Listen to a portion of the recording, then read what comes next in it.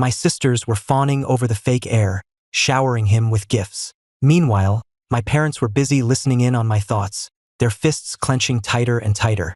I was lounging on my bed, scrolling through some juicy gossip about my sisters, completely unaware that everyone in the living room was getting the same scoop right along with me. Wow, Victoria has a crush on Liam? Like, a real romantic crush. She even stole a kiss from him back in high school. What? Mrs. Miller's expression changed, her sharp gaze landing on Liam. Liam couldn't hear my thoughts, but our mother's stare made his heart race. Victoria and Ashley felt a jolt of shock.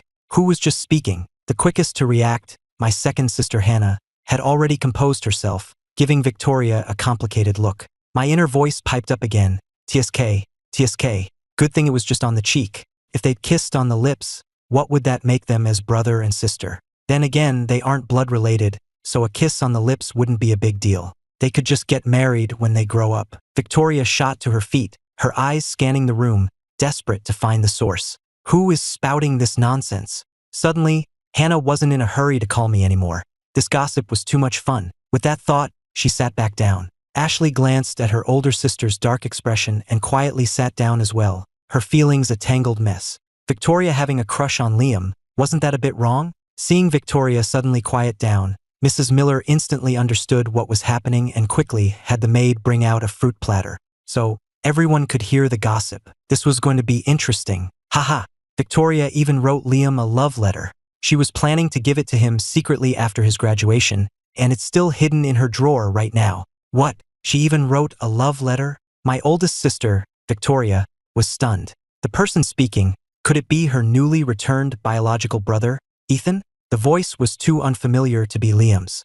Victoria clenched her fists tightly. How could Ethan know something so private? Oh, let me see what the letter says. No, don't say it out loud, Victoria cried out, covering her face. Victoria, what's wrong? Are you not feeling well? Liam asked with concern. Seeing her shake her head, he paid it no more mind and sat down to continue unwrapping his presents. He thought to himself, I'll let Ethan see just how much our sisters love me. I'm the real beloved son in this family. What is this? A school essay? Ha ha ha. An essay love letter. Victoria's love letter was being mercilessly mocked, and her face turned bright red. Hannah, Ashley, and Mom were all trying to hold back their laughter. Ha ha. The first time I saw you, you were like a fire in winter, warming my entire heart. Pfft. Ha ha ha. There is a beauty on the other side of the river, but you are on the left side of my chest, in my heart. Stop talking. Victoria felt like a cooked lobster, red from head to toe. Oh my God. Oh my God. My serious, composed, and brilliant older sister actually wrote such a cheesy and lame love letter. So lame and so cheesy. Mrs. Miller covered her mouth, but she was thinking she had to find that letter, read it, and then destroy it. Ashley was laughing so hard her eyes had practically disappeared. She turned to her oldest sister, with whom she often bickered, and said, Victoria, can I borrow your computer later? Whatever, came a muffled reply, full of Victoria's self-doubt. There's gossip on Ashley too. Hee. After Victoria's drama, it's Ashley's turn. I was laughing so hard I almost rolled off the bed. Now it was Ashley's turn to be mortified. Oh God, please don't let it be anything bad. Victoria stopped covering her face, sat up straight, and prepared to enjoy the show. Liam was happily unwrapping his gifts alone, occasionally asking a question that the distracted group answered perfunctorily. He didn't mind. He was glowing with delight, imagining the envious and jealous look on my face later, which made him feel incredibly satisfied. Ashley is such a little rascal. When she was a kid, she broke Dad's antique vase and then glued it back together with super glue she bought herself. Haha, Dad still hasn't found out. Oh my God, that was a Ming Dynasty antique that Dad spent $30 million on at an auction. It's his most prized possession. What, 30 million? From the Ming Dynasty. Ashley hung her head, not daring to look at Mom. She wailed internally. How does Ethan know about this? You little spendthrift. Mrs. Miller shot her a hateful glare. Haha. And she also ruined Mom's antique painting collection. She actually used kitchen spices to paint an identical patch over the damage, and Mom has looked at it countless times without ever noticing. It was the painting they had all seen. Ashley ruined it and patched it with spices? Oh my God. When they were kids, they would get scolded just for touching it, and Ashley actually damaged it. It's over. Victoria glanced at her younger sister. This girl was beyond saving. She was hopeless, and she was about to get a beating. We wouldn't be satisfied otherwise. Ashley's heart pounded in her chest. It was all over. Her own brother had dirt on her. How was she ever going to live in this house again? And Victoria's rare coin collection was also swapped with fakes by Ashley. She took them to, I'm dying, she actually took them to. Victoria's eyes shot daggers at Ashley. My rare coins? My coins met the same fate? I've been collecting those for so long, and they're worth over $1 million on the market now. What on earth did she do with them? Ashley, feeling guilty, didn't dare to look at her older sister and buried her head even lower. Ashley, do you have a headache? Liam asked, confused. Yeah, came the same muffled reply. Liam feigned concern. Should I get you some medicine? No, it's fine. It'll get better soon. All right, since I won't be around, you have to take good care of yourself, Ashley. A warmth spread through Ashley's heart. Thanks, Liam. But Mrs. Miller was complaining internally. This kid just pays lip service, and the family adores him for it. How did we never notice this before? Where are the coins? Where in the world did the coins go? Victoria roared in her mind. The rare coins were traded by Ashley for an ice cream cone. What? $1 million worth of coins for one ice cream cone? Ashley, I'm going to kill you. Haha, she got scammed. The guy she had a crush on saw her playing with the coin, knew it was valuable, and traded it for an ice cream. Wow, Ashley is such a disaster. Victoria clenched her fists again. Great, this little spendthrift. She even scammed me. Just you wait, I'll settle this score with you slowly. Ashley glanced at her two sisters and, seeing no change in their expressions, breathed a sigh of relief. If they could also hear the inner voice, she'd be finished. Don't call on me, Hannah screamed internally. Don't call on me. Ashley sat up straight and started enjoying the drama. Hannah's eyes darted around nervously. I haven't done anything wrong. I'm a good person. My second sister is actually toying with a new artist at the company. What was his name again? She's just playing with him. Mrs. Miller wanted to slap her daughter twice. Is that something a decent person does? She's turning a perfectly good company into a mess. Victoria and Ashley secretly gave Hannah a thumbs up. Way to go, you really know how to have fun. Hannah roared internally. I only messed with this one. I'm not sleeping around. Okay, I'm not. He seems to really like my second sister. They almost got together. If it weren't for Liam sabotaging him, she wouldn't have taken the fall and gone to jail. Is this guilt or atonement? What? He likes me? That man who always gives me the cold shoulder actually likes me? Liam would harm me? How is that possible? And I'm going to jail? Hannah was overwhelmed with too much information to process at once. Although she didn't fully believe it, her conviction was shaken. Mrs. Miller lowered her head, her mind in turmoil. So, my second daughter goes to jail because of this male artist. I'd better not find out who he is, or I'll make them get married immediately. I can't let Liam run around causing trouble and harming my own daughter. Ashley was also skeptical now. Were the things Ethan said true or false? Just then, the doorbell rang. Mr. Miller was home. Mrs. Miller excitedly went to greet him. Honey, you're home so early today? Yeah, the girls are back today, so I wanted to come home early to see them. See the girls? If he knew what these little disasters have done, he'd probably want to beat them. Mr. Miller looked at everyone in the living room with some surprise.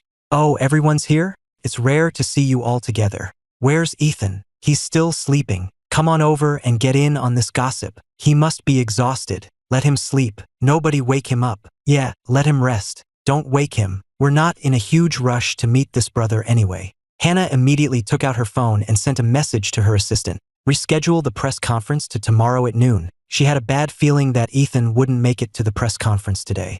After sending the message, Hannah told Liam, the company's press conference has been postponed. We'll go tomorrow. Liam was a bit disappointed, but with so many new gifts, he had to go show them off. He stood up and smiled. Mom, Dad, sisters, my friends invited me out. I'll be back for dinner. Go ahead, everyone said in unison this time. Liam was a little let down, thinking his sisters would hang out with him. After he left, Mrs. Miller quickly pulled Mr. Miller into the study. Ashley ran to Victoria's room to borrow her computer, and Victoria followed, determined to find her rare coin. After everyone had left, only Hannah remained in the living room. Where did they all go? Curious, Hannah got up and followed them. Ashley had run to Victoria's room to find the love letter, and when her older sister walked in, she pretended to be starting up the computer. Victoria gave her a strange look, then blocked her view and secretly opened her safe. Inside was Victoria's entire collection of valuables. Her hobby was similar to their father's, as she loved collecting such things. Seeing the rare coin lying peacefully inside, she breathed a sigh of relief. I've never even taken it out. How could Ashley have possibly swapped it? Victoria reached for it, but her hand suddenly froze. The texture, the weight, the size, something felt off. A wave of panic washed over her as she quickly took the coin out and shone her phone's flashlight on it. One look, and she nearly had a heart attack from rage. Ashley. Ashley's hand trembled at the sound of her name, and she guiltily hid the love letter behind her back. Victoria, why did you suddenly yell my name? Victoria slammed the coin down in front of her, her eyes red with fury. You secretly opened my safe and swapped my rare coin? How is that possible? I don't even know the combination to your safe. Ashley denied it to the death. She knows how to figure out combinations. She's done so much petty theft around the house that she's gotten good at it. You don't know? Then what's with this coin? You've seen my rare coin before? Does it look like this? Ashley glanced at the coin she had put there and guiltily looked away. How would I know? That was a long time ago. Her older sister lost all her composure and lunged, pinning her down. Where did you take my coin? Give it back to me now. If you don't, I'll have all your endorsement deals canceled. You dare? What gives you the right to decide for me? Ashley panicked, shoved her away, and pulled out the love letter, waving it triumphantly in her face. This is a love letter, isn't it? If you dare cancel my deals, I'll read it out loud in front of everyone. Seeing her love letter stolen, Victoria's fists clenched so tight they cracked. You little brat, you just try reading that. I will read it. I'll read it in front of the whole family. Ashley bolted out of the room. Victoria cursed under her breath and chased after her. Hannah was right in the path and got knocked into, clutching her stomach in pain. She got angry too. Ashley, where are you going? Don't you have eyes? Ashley quickly hid behind Hannah, wailing, Hannah, stop her. Victoria is trying to hit me. Victoria chased after them, her face contorted with rage, which startled Hannah. Victoria, what's wrong with you? Are you feeling sick? I'm perfectly fine. Hold that little brat for me. I'm going to teach her a lesson today. What did she do? She's not a child anymore. You're still going to hit her. Ask her what she did. She swapped my rare coin for a $1 coin. Is that something a human being would do? What? She really swapped it. Hannah looked at Ashley with disapproval. Who did you give it to? Give it back to Victoria now. I don't know. I didn't take it. Ashley was still being stubborn, but her hands were secretly unfolding the love letter. She glanced at it, and the contents were exactly as Ethan had described. Haha, Victoria, this letter is so cheesy. I can't take it. Victoria had already lunged forward, and the two of them immediately started fighting. Hannah stood to the side, unsure of who to help, and could only remain silent. A moment later, a roar came from the study.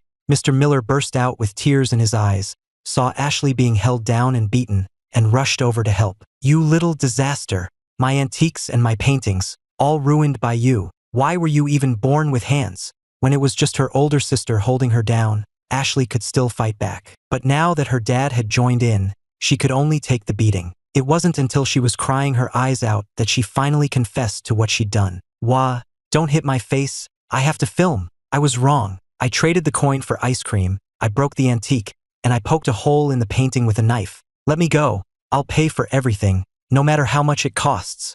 After she said that, Mr. Miller and Victoria hit her even harder. In the end, it was Mrs. Miller who felt sorry for her daughter and rescued her. Wah, they hit me. There, don't cry, Mommy will stand up for you. But what Mrs. Miller was really thinking was, serves you right for causing trouble. Getting a beating at your age. How embarrassing. You deserve it. Mrs. Miller saw the love letter in Ashley's hand, quickly snatched it, and tore it to shreds before anyone could react. What is this nonsense? Oh dear, you shouldn't be keeping things like this. What if it's a threatening letter? Victoria gathered the torn pieces of the letter, her heart aching. Mom! Mrs. Miller let out a small ah, and gave an apologetic little smile. Victoria, honey, I didn't do it on purpose. It's fine. Victoria picked up the scraps and delivered an ultimatum to Ashley. The coin or $5 million.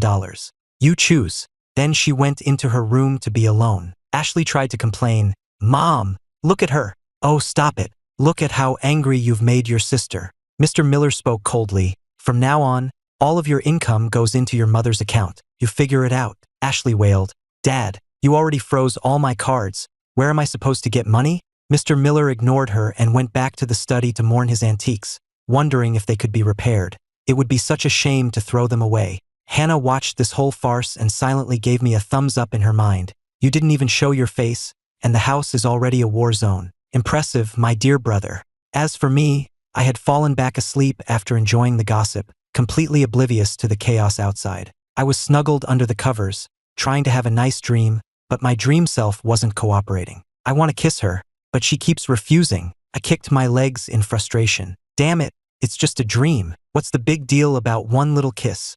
I forcefully lunged forward, but when I saw the face, I was scared awake. What the hell? Why is the main female lead of this world in my dream? My apologies, my apologies. I almost assaulted the heroine. Well rested, I got out of bed feeling satisfied. It was 8 p.m. and I was starving. The soundproofing in this house was great, unlike the apartment the original me rented, where you could hear the neighbors fighting every day. It was enough to drive a person crazy. After washing up and getting ready, I prepared to meet my 3 beautiful sisters. The moment I opened the door, Mom rushed over and hugged me. Ethan, you're finally awake. Come down for dinner. I'll have the maid heat it up for you. Your 3 sisters are in the living room. Let me introduce you. When I got downstairs, I saw 3 stunningly beautiful sisters, and I wondered to myself, why are Victoria's and Ashley's faces a little swollen, but not Hannah's? Did they get hit? My God, who would dare hit them? I felt a surge of anger. Who laid a hand on my dear sisters? They're already the side characters in this story, and someone is still bullying them like this? That's inhuman. Dad was silent for a moment, then explained with a chuckle. They ran into a wall when they got home. That's why their faces are swollen. The one with the worst swelling is your 3rd sister, Ashley, and the one with the lighter swelling is your oldest sister, Victoria. You've already met Hannah. Ashley, I called out softly, feeling a bit nervous. Even though Mom and Dad's attitude towards me had changed, in the story, these 3 sisters all disliked me. Would they get angry if I addressed them? They didn't get angry, but they just nodded without saying anything. After all, we were still strangers. But they were all thinking the same thing. This brother looks so much like Mom, he's definitely her biological son. Don't mind them, you'll get used to each other, Mom said, pulling me to a seat. She glanced at the beaming Liam and asked her 3 daughters. It's your first time meeting your brother. You all prepared gifts for him, right? Quick, take them out and let me see. The moment she finished speaking, everyone except Dad looked awkward. They hadn't even thought about buying me a gift. Hannah had actually bought something, but Liam had taken it and unwrapped it all. Everyone fell silent. The reason they had come back was to support Liam and make sure I didn't bully him at home. But after what had just happened, they realized they were the ones who needed support. I hadn't done a thing, and they had already fallen into chaos and gotten a beating. Was this karma for not buying me a gift? Seeing their silence, Dad suddenly slammed his hand on the table, his face livid. I believe I reminded you all before. Did you not buy anything? Liam jumped. It was the first time he had ever seen Dad this angry. He had been so proud that his sisters only bought gifts for him, planning to show them off to me when I woke up, but now he didn't dare. What would Mom and Dad think of me if I brought them out? That the sisters only loved me and gave all their gifts to me? If I said that, Mom and Dad would be disappointed in me, wouldn't they? Mrs. Miller looked at Liam, thinking, if he would just stand up for the 3 girls and offer to share the gifts, this whole thing would blow over. But he just stood there, doing nothing. This was the brother her 3 daughters doted on, a truly ungrateful snake. Hannah finally spoke up. Mom, I bought something. Liam has it. Liam was stunned, looking at Hannah in disbelief. Hannah, wasn't that a gift for me? Hannah looked away. One of them was for Ethan. I didn't get a chance to tell you. Impossible. Liam lowered his head in disappointment. Even if he had known one was for Ethan, he hadn't offered to bring the gifts out. Mrs. Miller took the initiative. Liam dear, I saw you unwrapping so many gifts earlier. You must have quite a haul. Why don't you go get them and share with Ethan? Why should I? Liam's face was pale. Dad, those were gifts from my sisters to me. How can I give them all to him? Ethan is their biological brother. No matter how much of a stranger he is, blood is thicker than water. Be a little more sensible. You can't use all those gifts anyway. The 3 sisters were conflicted. If we speak up for him, we'll seem heartless towards our real brother. But if we don't, it hurts to see Liam in such a difficult position. After all, with our real brother missing for so many years, we had poured all our love into Liam. It had become a habit. I snorted internally. Making him give up those gifts is harder than killing him. If he doesn't want to give them, then fine. Who cares about their stupid gifts anyway? I spoke up to break the heavy silence. I've never given him a gift either. Since he wants them so badly, just consider them a gift from me. My gaze swept over my 3 sisters, and I saw them suddenly stiffen. I fell silent. Do these sisters really hate me that much? They can't even stand me looking at them. I turned to Mrs. Miller. Mom, I'm hungry. I want to eat. Mom sighed. Forget it. After dinner, I'll take you shopping, just the 2 of us. She said this for Liam to hear, making it clear that no one else was invited. Liam kept his head down, his expression pained, his nails digging into his palms. He thought to himself, "Ethan, who needs your charity?" Liam stood up, his voice choked with tears. "Mom, Dad, I'm not feeling well. I'm going to go upstairs." After Liam left, Victoria stood up, but Mrs. Miller stopped her. "Where are you going?" "Mom, Liam isn't feeling well. I'm going to check on him." "Check on what? It's only been a minute. What could possibly happen to him?" TSK so worried. Victoria really is in love with Liam. "Shut up," Victoria suddenly yelled, startling everyone. Realizing her outburst, she quickly apologized. "Sorry, Mom. I wasn't yelling at you. Mrs. Miller sat down, her face grim. "You've just met your biological brother? And this is your attitude?" Victoria said helplessly, "Mom." Liam looked really pale. "You know his health isn't good. He received so many gifts. What could be wrong? He looked ecstatic to me." "Mom, how can you say that?" Victoria was shocked. Wasn't Mom the one who doted on Liam the most? Hannah and Ashley also felt that Mom's attitude towards Liam had soured. They wondered, is it because of Ethan? It seems like his arrival has shattered the peace in this family. I thought to myself, see, it's clearly not my fault, but they'll blame me anyway, thinking my return is why Liam is being mistreated. But who's the real brother here? Since I got back, they haven't even called me by my name, just given me dirty looks. TSK, at least I tried to address them. If I actually cared about them, I'd probably be heartbroken. If they don't want to treat me like a brother, then I don't have to treat them like sisters. They're all crazy and need help. The family heard this, and it left a bad taste in their mouths. The three sisters began to reflect on whether they had gone too far. I stood up and smilingly pulled Mom to her feet. "Mom, I'm craving hot pot. Let's go eat, and then we can go shopping afterwards." Mom's heart ached so much she wanted to cry, and she nodded. The two of us left under the complicated gazes of the other four. Dad looked coldly at his three daughters. "You'd better not disappoint Ethan too much, or you'll be the ones crying later." He then turned to Victoria with a warning. "You're the eldest. You need to set a good example, not become the subject of gossip and criticism. If you can't do that, I'll consider letting Hannah take over the main company." Victoria clenched her fists and lowered her head. "I understand, Dad." Mr. Miller then looked at his other two daughters. "And you too. If you dare bully Ethan in this house, your mother and I will send Liam away. The Miller family has raised him for 18 years. We've done more than enough." The two of them nodded quickly, afraid of being scolded. Mr. Miller looked at his three daughters with a sense of helplessness. They were all so outstanding. How could they be so blind when it came to Liam? No wonder his own son had cursed them as blind parents in his thoughts. Now he had three blind sisters to add to the list. Dad went to his study, but Victoria still wanted to check on Liam, worried something might happen to him. Hannah gave Ashley a look, and Ashley understood immediately. She put an arm around Victoria's shoulder and smiled. "Victoria, I know you're still mad about the coin. Don't worry, I'll get it back for you tomorrow. Let's go check on Liam, just in case he's really sick." Although they cared for Liam, they treated him as a brother, not with the kind of other feelings Victoria seemed to have. Now that they knew about their older sister's feelings, they had to reduce the chances of the two of them being alone together. If something really happened, their parents would be furious, and if word got out, the Miller family would become a laughingstock. In reality, they were overthinking it. While Victoria did like Liam, she knew her limits. Besides, the love letter wasn't signed, so even if she gave it to him, he wouldn't know who wrote it. Victoria just couldn't bear to throw it away. It was the first and last love letter she would ever write. Couldn't she just keep it for herself to look at? Unfortunately, Mom had torn it to shreds, the kind that couldn't even be pieced back together. While the three sisters were still worried about a red-eyed and teary Liam, Mom and I ran into some trouble of our own. Because when we went out, we ran into my haters. And not just one, but a whole group of them, the ones from my own Twitter account. I hadn't had time to check Twitter since I got back from the island, so I had no idea what was going on. What confused me even more was that from the moment they saw me, this group of haters was completely silent. They didn't shout or take pictures. They just stared at me intently and followed quietly from behind, like a silent, invisible tail. Mom was puzzled. Who are they?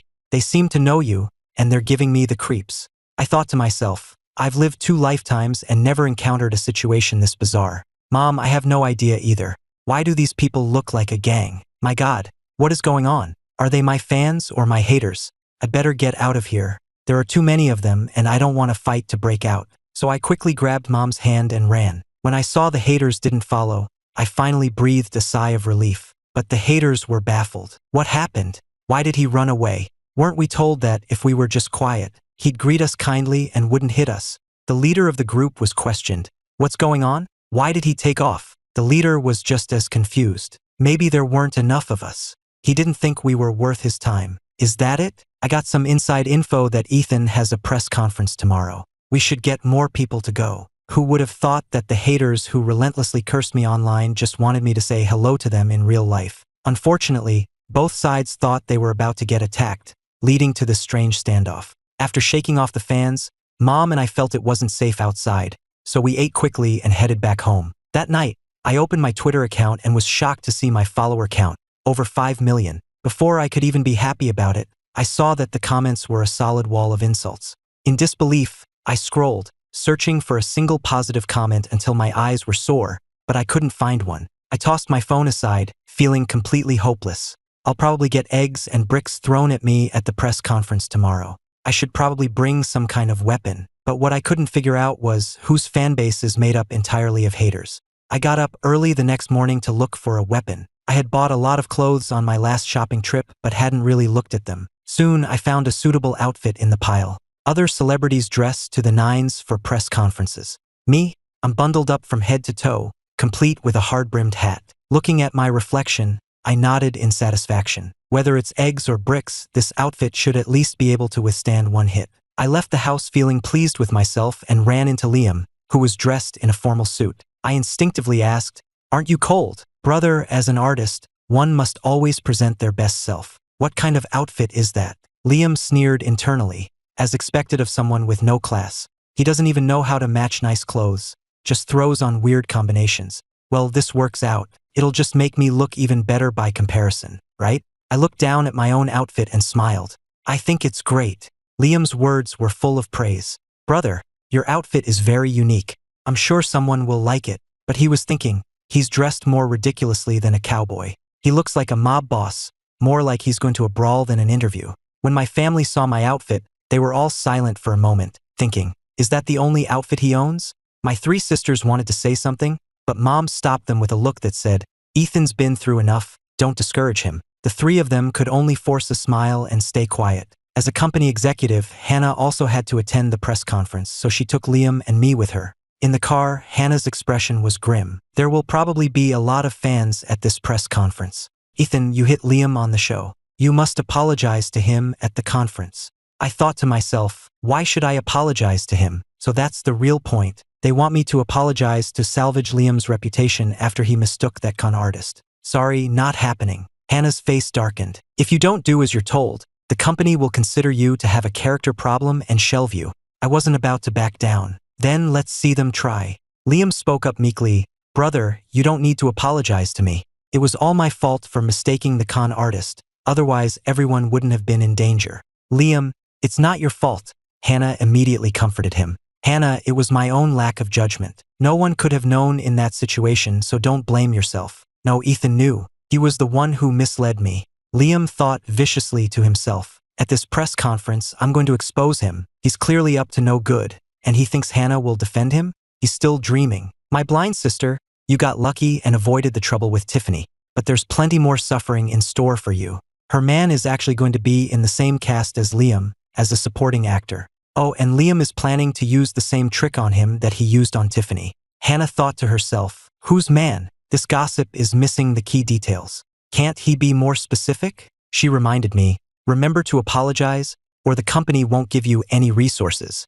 "I'm not apologizing. What are you going to do, hit me?" Hannah's knuckles cracked as she clenched her fists. She thought, I do want to hit him, but I'm not sure if I can win. Soon, the car stopped. Hannah got out with her arm linked through Liam's, both of them smiling warmly for the reporter's cameras.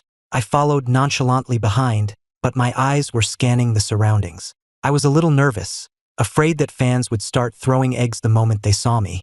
If they were going to throw them, at least wait until after the press conference. I was dressed all in black with my hat pulled down low, looking more like a bodyguard than a celebrity. So when I appeared, no one even recognized me. My haters, who had been waiting for a while, were getting impatient when they didn't see me. "Where's Ethan? Did he not come? What's going on? We brought so many people, and he's still not satisfied. It's all your fault for saying the venue was too small for so many people. Now look, there aren't enough people. and Ethan can't even be bothered to show up. Hannah looked at the massive crowd and nodded in satisfaction. Liam, these must all be your fans, right? There are so many of them, at least a few hundred. Liam glanced over and also assumed they were his fans. He waved at them happily, though only a few people waved back. He didn't mind, thinking to himself, my fans are more polite, not like Ethan's crazy haters who just curse at everyone. Humph, just like Ethan himself. Rude, crude, violent, and classless. After waiting for a long time without seeing me, the fans finally got angry. Where's Ethan? Where is he? Get him out here. We all came here and this is his attitude? He's completely disrespecting us. If you don't bring Ethan out, no one is getting through this press conference today. A large number of fans started to get rowdy. Liam started to get worried. Hannah, it seems like they're here for my brother. They're saying they want an explanation from him. Is he going to be okay? Hannah was confused. Ethan was right there. What were these fans yelling about? Neither of them knew that the fans were so agitated because they couldn't see me. So, the fans who couldn't see me dropped the pretense and started cursing. If Ethan doesn't show up today, I'll smash rotten eggs in all your faces. I brought bricks. Whoever tries to stop me, I'll put a hole in their head. I brought pepper spray. Anyone who makes excuses for Ethan is getting a face full of it. Hannah frowned when she heard this. These fans brought so many weapons. What were the security guards at the door doing? And Ethan, how much of a nobody was he to be this hated? Hannah instinctively shielded Liam behind her, afraid that a sudden riot would involve him. Seeing the fans getting more and more agitated, Hannah had no choice but to take the microphone and try to calm them down. Everyone, please be patient. Today's main guests are all here. If you have any questions, you can ask them directly. The fans were speechless. Ma'am, you're lying through your teeth. Where is Ethan? We don't see him. We only see our precious Liam. Where is Ethan? In the sky. Hearing this, Hannah instinctively looked over at me. I was standing far away from them with my head down. She was so angry she wanted to curse. No wonder no one could see Ethan. His hat was covering his face. Ladies and gentlemen, the press conference will now officially begin. Members of the media may direct their questions to me or to the two artists from our company. Hannah didn't bother anymore, walked straight over to me, and tossed me the microphone. I awkwardly looked up, holding the mic. The moment I looked up, all the fans froze. The reporters and media froze too.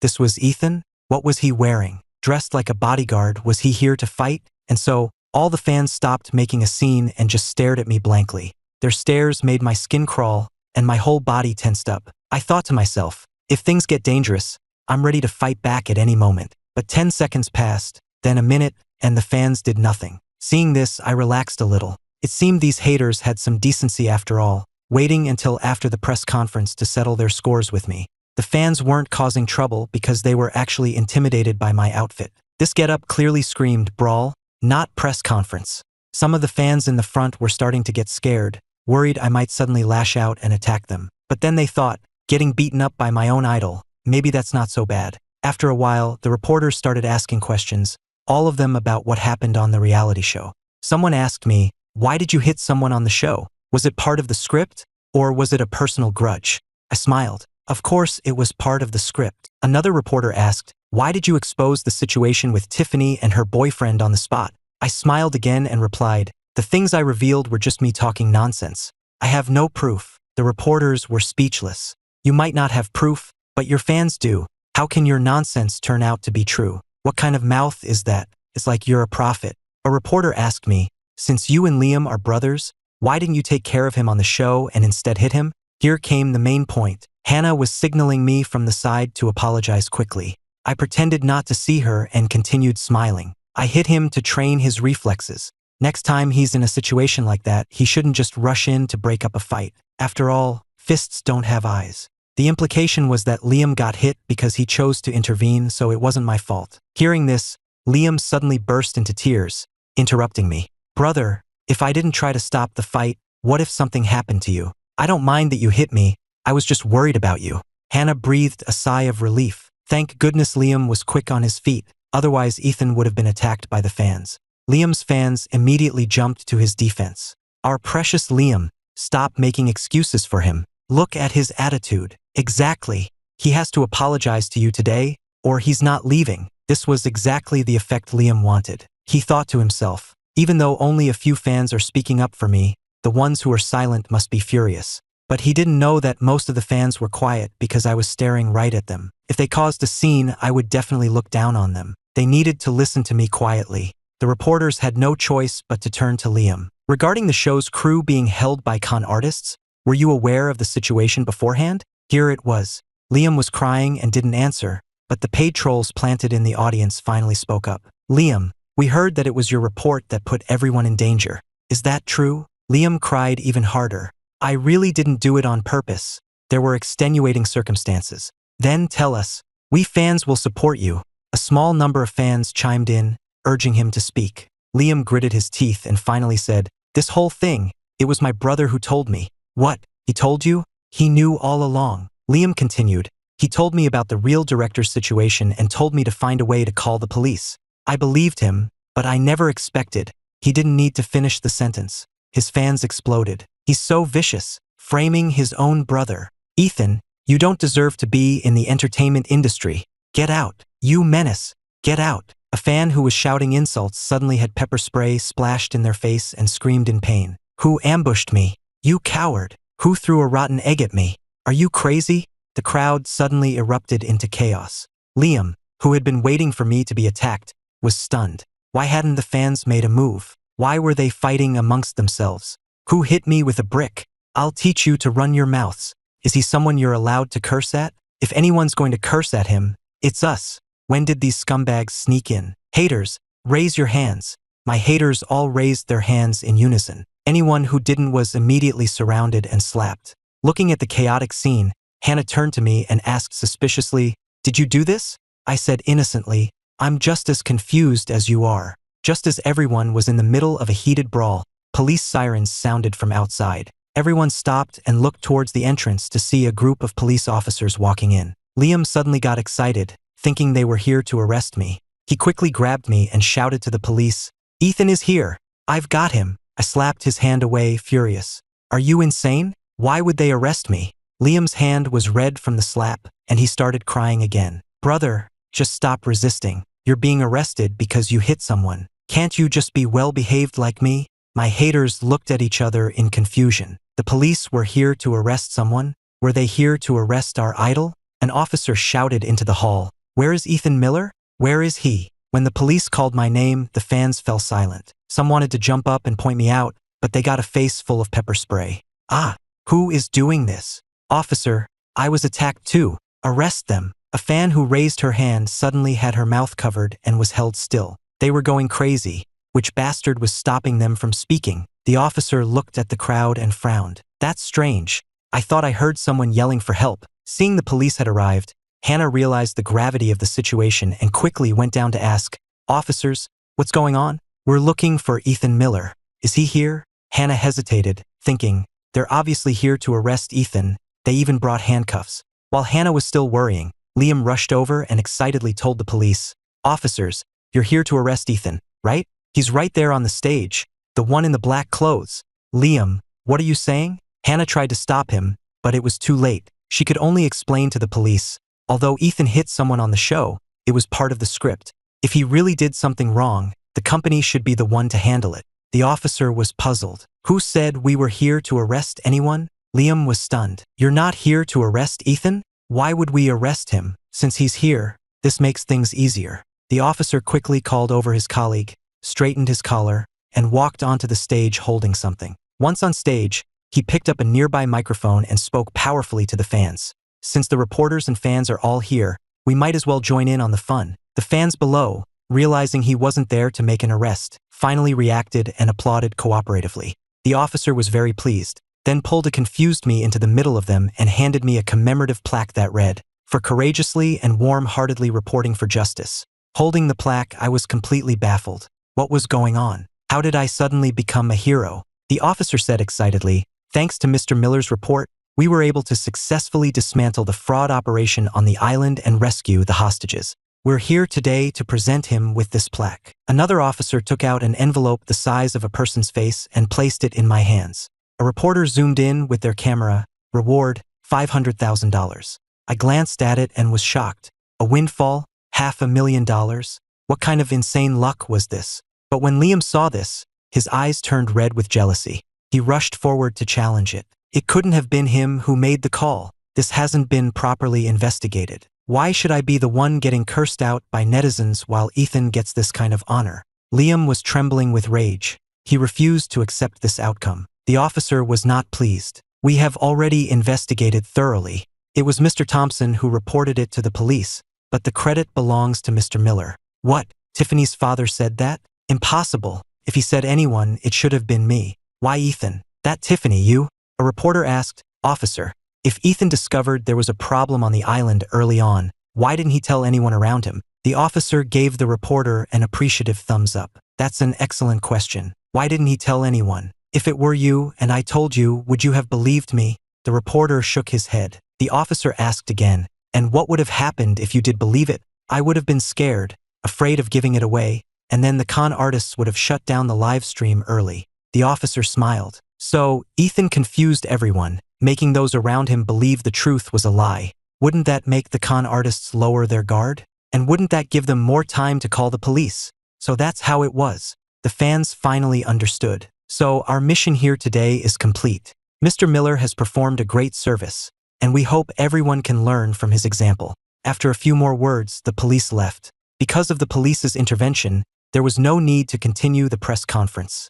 Everyone who needed to understand, understood. Liam stood there with a grim face, completely surrounded by reporters. Mr. Liam, could you please explain your actions just now? Mr. Liam, without knowing the truth, did you believe Mr. Miller's actions were wrong? Liam was so overwhelmed by the questions that he started to cry. My brother didn't tell me the truth, but I don't blame him. His actions weren't wrong. I was the one who was wrong. I only acted that way because I was worried about him. If the police were really there to arrest someone, I would have been an accomplice for harboring a criminal. With just a few sentences, Liam had exonerated himself. Hannah quickly shielded him and led him away, thinking, if we stay any longer, the crowd will only get bigger. I wasn't surprised to be left behind, nor did I care. I carefully put the plaque away and grinned, showing off my teeth. I've lived 2 lifetimes, and this is the first time I've received an honor like this. I'm going to take it home and hang it somewhere Liam can see it. As for the $500,000, I'm going to save it. This isn't the kind of money you just spend carelessly. When I left, no one dared to stop me. The fans watched me quietly, their eyes filled with a hint of expectation. I thought to myself, logically, since Liam has left, his fans should have left too. Not only are these people still here, but they're looking at me with such hopeful eyes. Could they be my fans? I laughed at myself, thinking it was impossible. My Twitter is full of haters. Where would I get actual fans? But seeing as they had made the trip, I still smiled and greeted them. Thanks for your hard work, everyone. You did a great job. I gave them a quick gesture and walked away swiftly, afraid they might suddenly start throwing rotten eggs. After I left, all the fans went wild. Our idol praised us. He said we did a great job and thanked us for our hard work. I knew we were right to hate him. Haters to Twitter. I got so many ugly pictures of Ethan today. Let's go expose him. When I got home, I presented the plaque to Mom and Dad as if it were a treasure. They were so happy they almost lost their composure. That's my boy. You truly are our son. Our son is a hero. I have to post this on Facebook. There was a new trending topic on Twitter. Ethan Miller arrested by police at press conference. And is Ethan Miller's arrest real or fake? This was clearly the work of my haters. They loved doing this kind of thing. Someone even photoshopped the plaque and the reward into a pair of silver handcuffs, and it looked quite convincing. Just when everyone thought it was real, someone posted a video from the scene. The story completely flipped, and all the people who had been kicking me while I was down were left with egg on their faces. After being publicly humiliated by the police, Liam stayed in his room and refused to come out, giving my 3 sisters a massive headache. As for me, I had Mom hang the plaque in the living room so that everyone could see it. Liam would never have imagined that this incredible honor would fall into my lap. I also never expected the police to pull a stunt like that. Gossip mission calculating. Calculation complete. Gossip items. 8 points earned. 80. System is eligible for an upgrade. Does host wish to upgrade? Wow, 8 of them. I was delighted. Upgrade. After the upgrade, the system store will be unlocked. I'm curious to see what kind of amazing items are inside. After the system upgraded, the system store opened. I eagerly took a look, and the point prices nearly blinded me. Useless system. This is what you show me? This is a ripoff. A pack of tissues costs 10 points. Making points isn't easy. I thought upgrading the system would put me on the path to success, and this is what I get. Host, the system store has a prize wheel. You get 1 free spin per day. You can win any item from the store, including discount coupons. Fine, it's better than nothing. So I used my daily spin and won a gossip nudge. It can help someone or something get out of a difficult situation or change an outcome. After the upgrade, I can get gossip on anyone? Does that mean I can even get the dirt on random strangers? That's actually pretty cool. Just as I finished browsing the items, Hannah's angry voice called out, "Ethan, get out here." I thought to myself, oh, she's here to settle the score. Liam won't come out to eat. You go apologize to him and cheer him up. Cheer him up? Has the world ended? Or is it raining knives? This blind sister of mine wants me to apologize to him? What did I do wrong? Oh, my sister wants me to apologize. Should I stick the needle in or not? Hearing this made Hannah even more furious. That bastard. He's actually thinking about stabbing his brother with a needle. How can he be so vicious? He's not even hungry. He has a ton of snacks in his room. Every time he uses the excuse of not eating, he just wants you all to feel sorry for him. Turns out, he's enjoying his snacks more than you're enjoying your dinner. Hannah paused. Eating snacks? How could that be? Liam wasn't that kind of person. I opened my door and immediately saw the plaque hanging on the living room wall. I chuckled. Mom had hung it in a really conspicuous spot. You could see it from the first floor. I looked at Hannah, confused. Hannah, what does Liam not eating have to do with me? Oh, look at that. Liam just opened a bag of imported snacks and is eating them right now. Hannah gave me a complicated look. If you had just explained to the reporters from the beginning, Liam wouldn't have misspoken. He feels terrible right now. How is that not related to you? Wow, he's really enjoying himself. I'm gonna go see what he's eating. I gave a sweet smile. Okay, I'll go get him. I walked over to Liam's door and knocked. Hannah followed behind, thinking that she should stop me, but she found that she didn't want to. She also wanted to see if Liam was really eating snacks. When Liam opened the door, he looked haggard. Brother, Hannah, I can't eat. You guys go ahead. He looked as fragile as a white lotus, his pitiful eyes glistening with tears. Anyone who saw him would think he was too pure for this world. Too bad he's actually ruthless. I tried to look into his room, but he subtly blocked my view. I smiled. Sorry, I'm not here to call you to dinner. My water heater is broken, so I need to borrow your bathroom. Then I just pushed my way inside, bumping Liam and making him stumble back. Tears immediately welled up in his eyes, and he threw himself into Hannah's arms, crying, "Hannah, my brother hates me. No matter how hard I try, he resents me for being in this family." Hannah quickly comforted him, her expression darkening. "Ethan, you really went too far." I ignored him and walked straight to his desk. Seeing this, Liam started to panic. He quickly wiped his tears and called out to me, Brother, that's my private study area. Weren't you going to take a shower? The bathroom is over there." He pointed in a direction. I grinned. "I like to draw while I'm in the shower." "Nonsense." Liam rushed over to stop me, but I was faster. I pulled out the drawer and then accidentally dropped it on the floor. With a loud thud, all the snacks in the drawer spilled out, including the recently opened bag of imported cookies. Liam's face turned pale, but I feigned surprise as I stared at the snacks on the floor. Wow, so many snacks. Turns out my little brother is a snack lover too, just like me. You know, when I used to get mad at my family and refused to eat, I'd fill my drawer with snacks so I'd have something when I got hungry. My family would get worried and try to coax me, and I loved that feeling of being cared for. You're the same way, right, Liam? After all, who would really starve themselves? Every word I said was like a needle stabbing Liam's heart. He was both angry and embarrassed, and he frantically looked at Hannah, trying to explain. "Hannah, Victoria bought these for me. I couldn't finish them, so I just put them in the drawer." Hannah looked at the drawer full of snacks, her expression shifting through several shades, her feelings complicated. She thought, well, I got the gossip and I also learned something new. Turns out every boy who sulks and refuses to eat likes to hide snacks in his drawer. She forced a smile and comforted him. "It's okay. If you don't feel like eating dinner, you can have some snacks so you don't go hungry." Liam still felt humiliated. He couldn't understand how I had so coincidentally opened that specific drawer. He thought, he knew there were snacks in there all along and came in just to expose me. Having gotten my fill of drama, I walked out with a smile. I suddenly don't feel like showering anymore. I'm hungry, let's go eat. I'm a grown-up now, I don't eat snacks. Liam sadly pushed Hannah out of the room. "Hannah, you go eat. I really can't." Knowing he had snacks in his room, Hannah didn't press him further. She just told him to eat something if he got hungry and then went downstairs. Liam slammed the door shut, rushed over, and stomped on the snacks on the floor. "Ethan, I will make you pay for this." Liam took out his phone and sent a message to Ryan. After sending it, he stared blankly at the crushed snacks, tears streaming down his face. Then, with trembling hands, he picked up the ruined snacks. He thought, even though they're crushed, they're still edible. I can't just throw away such expensive snacks because of Ethan's provocation. Liam ate until he felt sick, finally finishing all the snacks. He took the wrappers to the bathroom to burn them, not wanting anyone else in the family to see.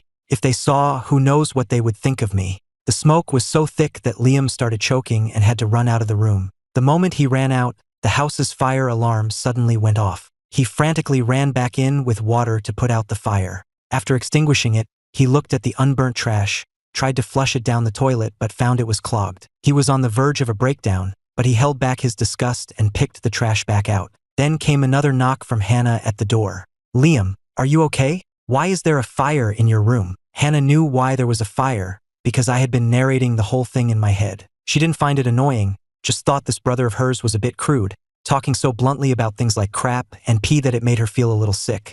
Liam made another excuse and sent Hannah away. As Hannah walked downstairs, she was still thinking, so my brother is that frugal, he even picks up and eats snacks that have fallen on the floor. She suddenly felt a pang of pity for him. Just then, she heard my gossiping inner voice again and was so shocked that she missed a step and tumbled right down the stairs. Hannah landed in a heap right at my feet. My mouth twitched, and I feigned concern. "Hannah, are you okay? You're a grown woman. How could you be so careless?" But internally, I was gloating. "Serves you right. That's what you get for being blind. You're really out of luck this time." Hannah quickly scrambled to her feet, noticing the whole family staring at her, their eyes filled with schadenfreude. She calmly walked to the table and sat down to eat. I thought to myself, as expected of someone so thick-skinned, she can remain completely unfazed even after that. No one had much of an appetite during that meal. Knowing that Liam was in the bathroom unclogging a toilet, how could anyone eat? It wasn't actually that disgusting. I just described it in a particularly nauseating way. I was getting gossip from the system. The uncle next door is cheating on his wife. He's in bed with his mistress right now. Hannah was shocked. Mr. Henderson from next door? The kind-faced man who used to hold her when she was a child? How could he? Wow, his wife is back. She's almost at the door. Mom immediately stood up, a glint of gossip in her eyes. I just remembered we have cucumbers in the garden. I'm going to go pick one. My oldest sister also stood up. Mom, I'll go with you. That dog of ours can be jumpy. Ashley got up too. I want a cucumber too. Hannah hesitated for a moment before standing up as well. I don't have much of an appetite either. I'll go to the garden and pick some garlic. I was taken aback, then quickly stood up. Hannah, I want some garlic too. I thought, I don't want garlic. I want to get the gossip. The entire family went out to the yard, all of them looking towards the neighbor's house. A moment later, a car drove past the house.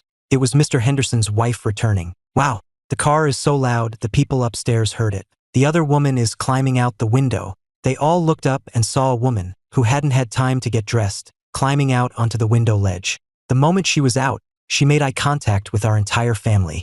I thought to myself, my eyes, this is so cringe. My three sisters quickly averted their gaze. Mom shouted out, Mrs. Henderson, there's a chicken on your balcony. Come and get it. Hearing this, the woman on the ledge panicked. Where is that little tramp? Mrs. Henderson's head popped out of another window. She had been smiling to greet my mother, but then she caught sight of the woman on the other ledge. Her face changed instantly, and she yelled to my mom, Mrs. Miller, block the front gate for me. I'm about to kill a chicken and catch a dog. You got it, Mrs. Henderson. You can borrow my dog. Mom cheerfully unchained our dog and told Victoria to toss him over to the neighbor's yard. Victoria hesitated, but Hannah excitedly picked up the dog, placed him on the wall, and our dog, Buddy, jumped down himself. On command, Buddy immediately started barking at the woman on the ledge. The woman's face turned pale with fear. She was trapped. While she hesitated, Mrs. Henderson grabbed her by the hair and dragged her back inside. Soon, screams and the sounds of a fight came from the room. I quickly went over and said, Mom, you don't think anything bad will happen, do you? Mom was also worried, so she told Hannah to go check and make sure no one got seriously hurt. Hannah hopped the fence to get a front row seat to the drama and play mediator. She came back a short while later, and Mom asked her, How is it? Hannah whispered, Mr. Henderson wants a divorce, but Mrs. Henderson refuses. The other woman is pregnant with a boy. Mom was stunned. Mrs. Henderson had 3 daughters but never a son. She used to envy their relationship, but now, they're negotiating now. Mr. Henderson said he'd leave with nothing, but the mistress won't have it. He told her he married into the family, and then she started fighting with him too. The family clicked their tongues in amazement. Even if they didn't get a divorce, Mr. Henderson's life was about to get very difficult. Buddy was still barking next door, so Hannah hopped back over to bring him back. The moment she let him go, he jumped on me, getting slobber all over my face. I immediately pinned him to the ground and gave him a noogie. That'll teach you to jump on people. I'll pull your nuts off. Buddy struggled, rolled around on the ground a few times, and then ran off, finally taking refuge in Ashley's arms to complain. Hannah comforted him. He's not human, but you're a real dog. Don't stoop to his level or it'll make you look too smart. After the drama was over, Mom went to pick cucumbers, and Hannah pulled up a head of garlic. She peeled a clove and handed it to me. Didn't you want one? Here. I took the garlic and watched as Hannah took half a cucumber and ate it, alternating bites of garlic and cucumber. I looked at the garlic in my hand, then my gaze fell on Buddy. The dog shivered in fear and quickly ran to hide in his doghouse. I had no choice but to pop the garlic in my mouth, and the spiciness almost brought tears to my eyes. After spitting out the garlic, I was met with Hannah's disdain. I can tell you can't handle your liquor. What a waste. What does eating garlic have to do with drinking? I can drink. Hannah, I want some garlic. Ashley came over and asked for a clove, but the moment she put it in her mouth, she scrunched up her face and spit it out. Buddy, thinking it was a treat, came over for a sniff and promptly fainted. I burst out laughing. Ha ha ha, Hannah, Buddy can't handle his liquor either. He passed out from the garlic. Hannah, I'm seriously impressed. I can't believe you can eat something so spicy. Ashley couldn't take it and ran to get some water. Hannah snorted, turned, and went back into the living room. She then said to me coldly, from now on, Ryan will be managing you and Liam. He'll add you on iMessage, so make sure you accept. I thought to myself, Ryan? My sister really knows how to make trouble for me. Whatever, the gossip on Ryan is even better. Better? How much better? Hannah wanted to hear more, but my mouth was on fire, so I ran to get water. After drinking some water, my mouth felt less spicy. I heard Dad's voice from the living room. Ethan, your sisters sent you contact requests. Go ahead and accept them. I opened iMessage and saw 4 friend requests. 1 from each of my 3 sisters, and 1 from Ryan. I ignored Ryan's and only accepted my sister's. The moment I accepted, all 3 sisters sent me money. My eyes lit up when I saw the cash, and I was ecstatic when I saw the amounts. I quickly sent a praise emoji. I'm rich. My sisters are making it rain. More. So happy. Hearing my giddy thoughts, my sisters felt a strange sensation. This brother seemed much easier to please than Liam. Too bad they're a bit blind. I take back what I just thought, but I can tell them a secret. A secret? The whole family perked up their ears. I walked over to them and whispered, I'll tell you a secret. Seeing their strange expressions, I thought I had been too loud, so I lowered my voice even more. I saw where Dad hides his secret stash of cash. Dad would never have guessed that on a day he wasn't home, the entire family would unearth all his hidden money. There's money everywhere in the study. Waha! The treasure hunt begins. What's so exciting? It's everywhere. Mom immediately started searching the bookshelves. She took down the highest book on the shelf, a copy of Journey to the West, and opened it to find it was filled with cash. Where are the pages? Did Ethan eat them? That wasn't all. Mom then grabbed a copy of Romance of the Three Kingdoms and found that half of it was book, and the other half was money. Mom was grinding her teeth in anger. My 3 sisters had started out just casually looking, but they got more and more excited, as if they were on a scavenger hunt for free money, completely oblivious to their mother's dark expression. Victoria thought, Dad is amazing, it's like he hides money in his nostrils. Hannah thought, that's nothing. Look at this floorboard I found. It's all cash underneath. Ashley came over to show off. That's small potatoes. What I found is really impressive. 3 heads huddled together and gasped in unison. Dad actually hid money inside the sofa. How did he get it in there? I bet there's more inside. We should cut it open and see. Hannah brought over a pair of scissors, and with a couple of snips, she cut open the sofa. They were stunned. It was packed with cash. How long had he been saving this? It was only then that they noticed Mom's foul mood and quickly stood quietly to the side. Mom stuffed all the money into bags and urged them to keep looking. Search. If you break or ruin anything, I'll take full responsibility. That's what I was waiting for. I excitedly grabbed a hammer and looked at my sisters. They were shocked. What are you going to smash? I pointed to a pillar. My sisters were even more astonished. It's a solid pillar. How could he hide money in there? Victoria reached out and knocked on it, then fell silent. It was hollow. Mom snatched the hammer, swung it, and a plastic-wrapped $100 bill fell out. Victoria reached out to pull it, and it just kept coming, until there was a huge pile on the floor. Everyone realized this was far more serious than they thought. There's even more in Mom and Dad's bedroom. What? There's more in the bedroom? It's over. Dad is going to get a serious talking to when he gets home. After finishing the study, everyone searched the bedroom even more meticulously. Clothes, pants, pillows, and undershirts were all turned inside out. Hannah, Victoria, you have to come see this. A few of them gathered around, and, well, it was indescribable. Dad taped money together in the shape of underwear and hung it in the closet. How did Mom not notice? It's so obvious. Mom's teeth were grinding as she threw the $100 underwear into the bag. I quietly walked over to the balcony, pulled a plant out of its pot, and took out a small package. Hannah quickly snatched it, opened it, and found it was full of diamonds. That was one expensive plant. I then pulled down the balcony curtain, and Victoria went over for a closer look, discovering that the decorative tassels were actually all necklaces. No way! It's so obvious. How did Mom not see this?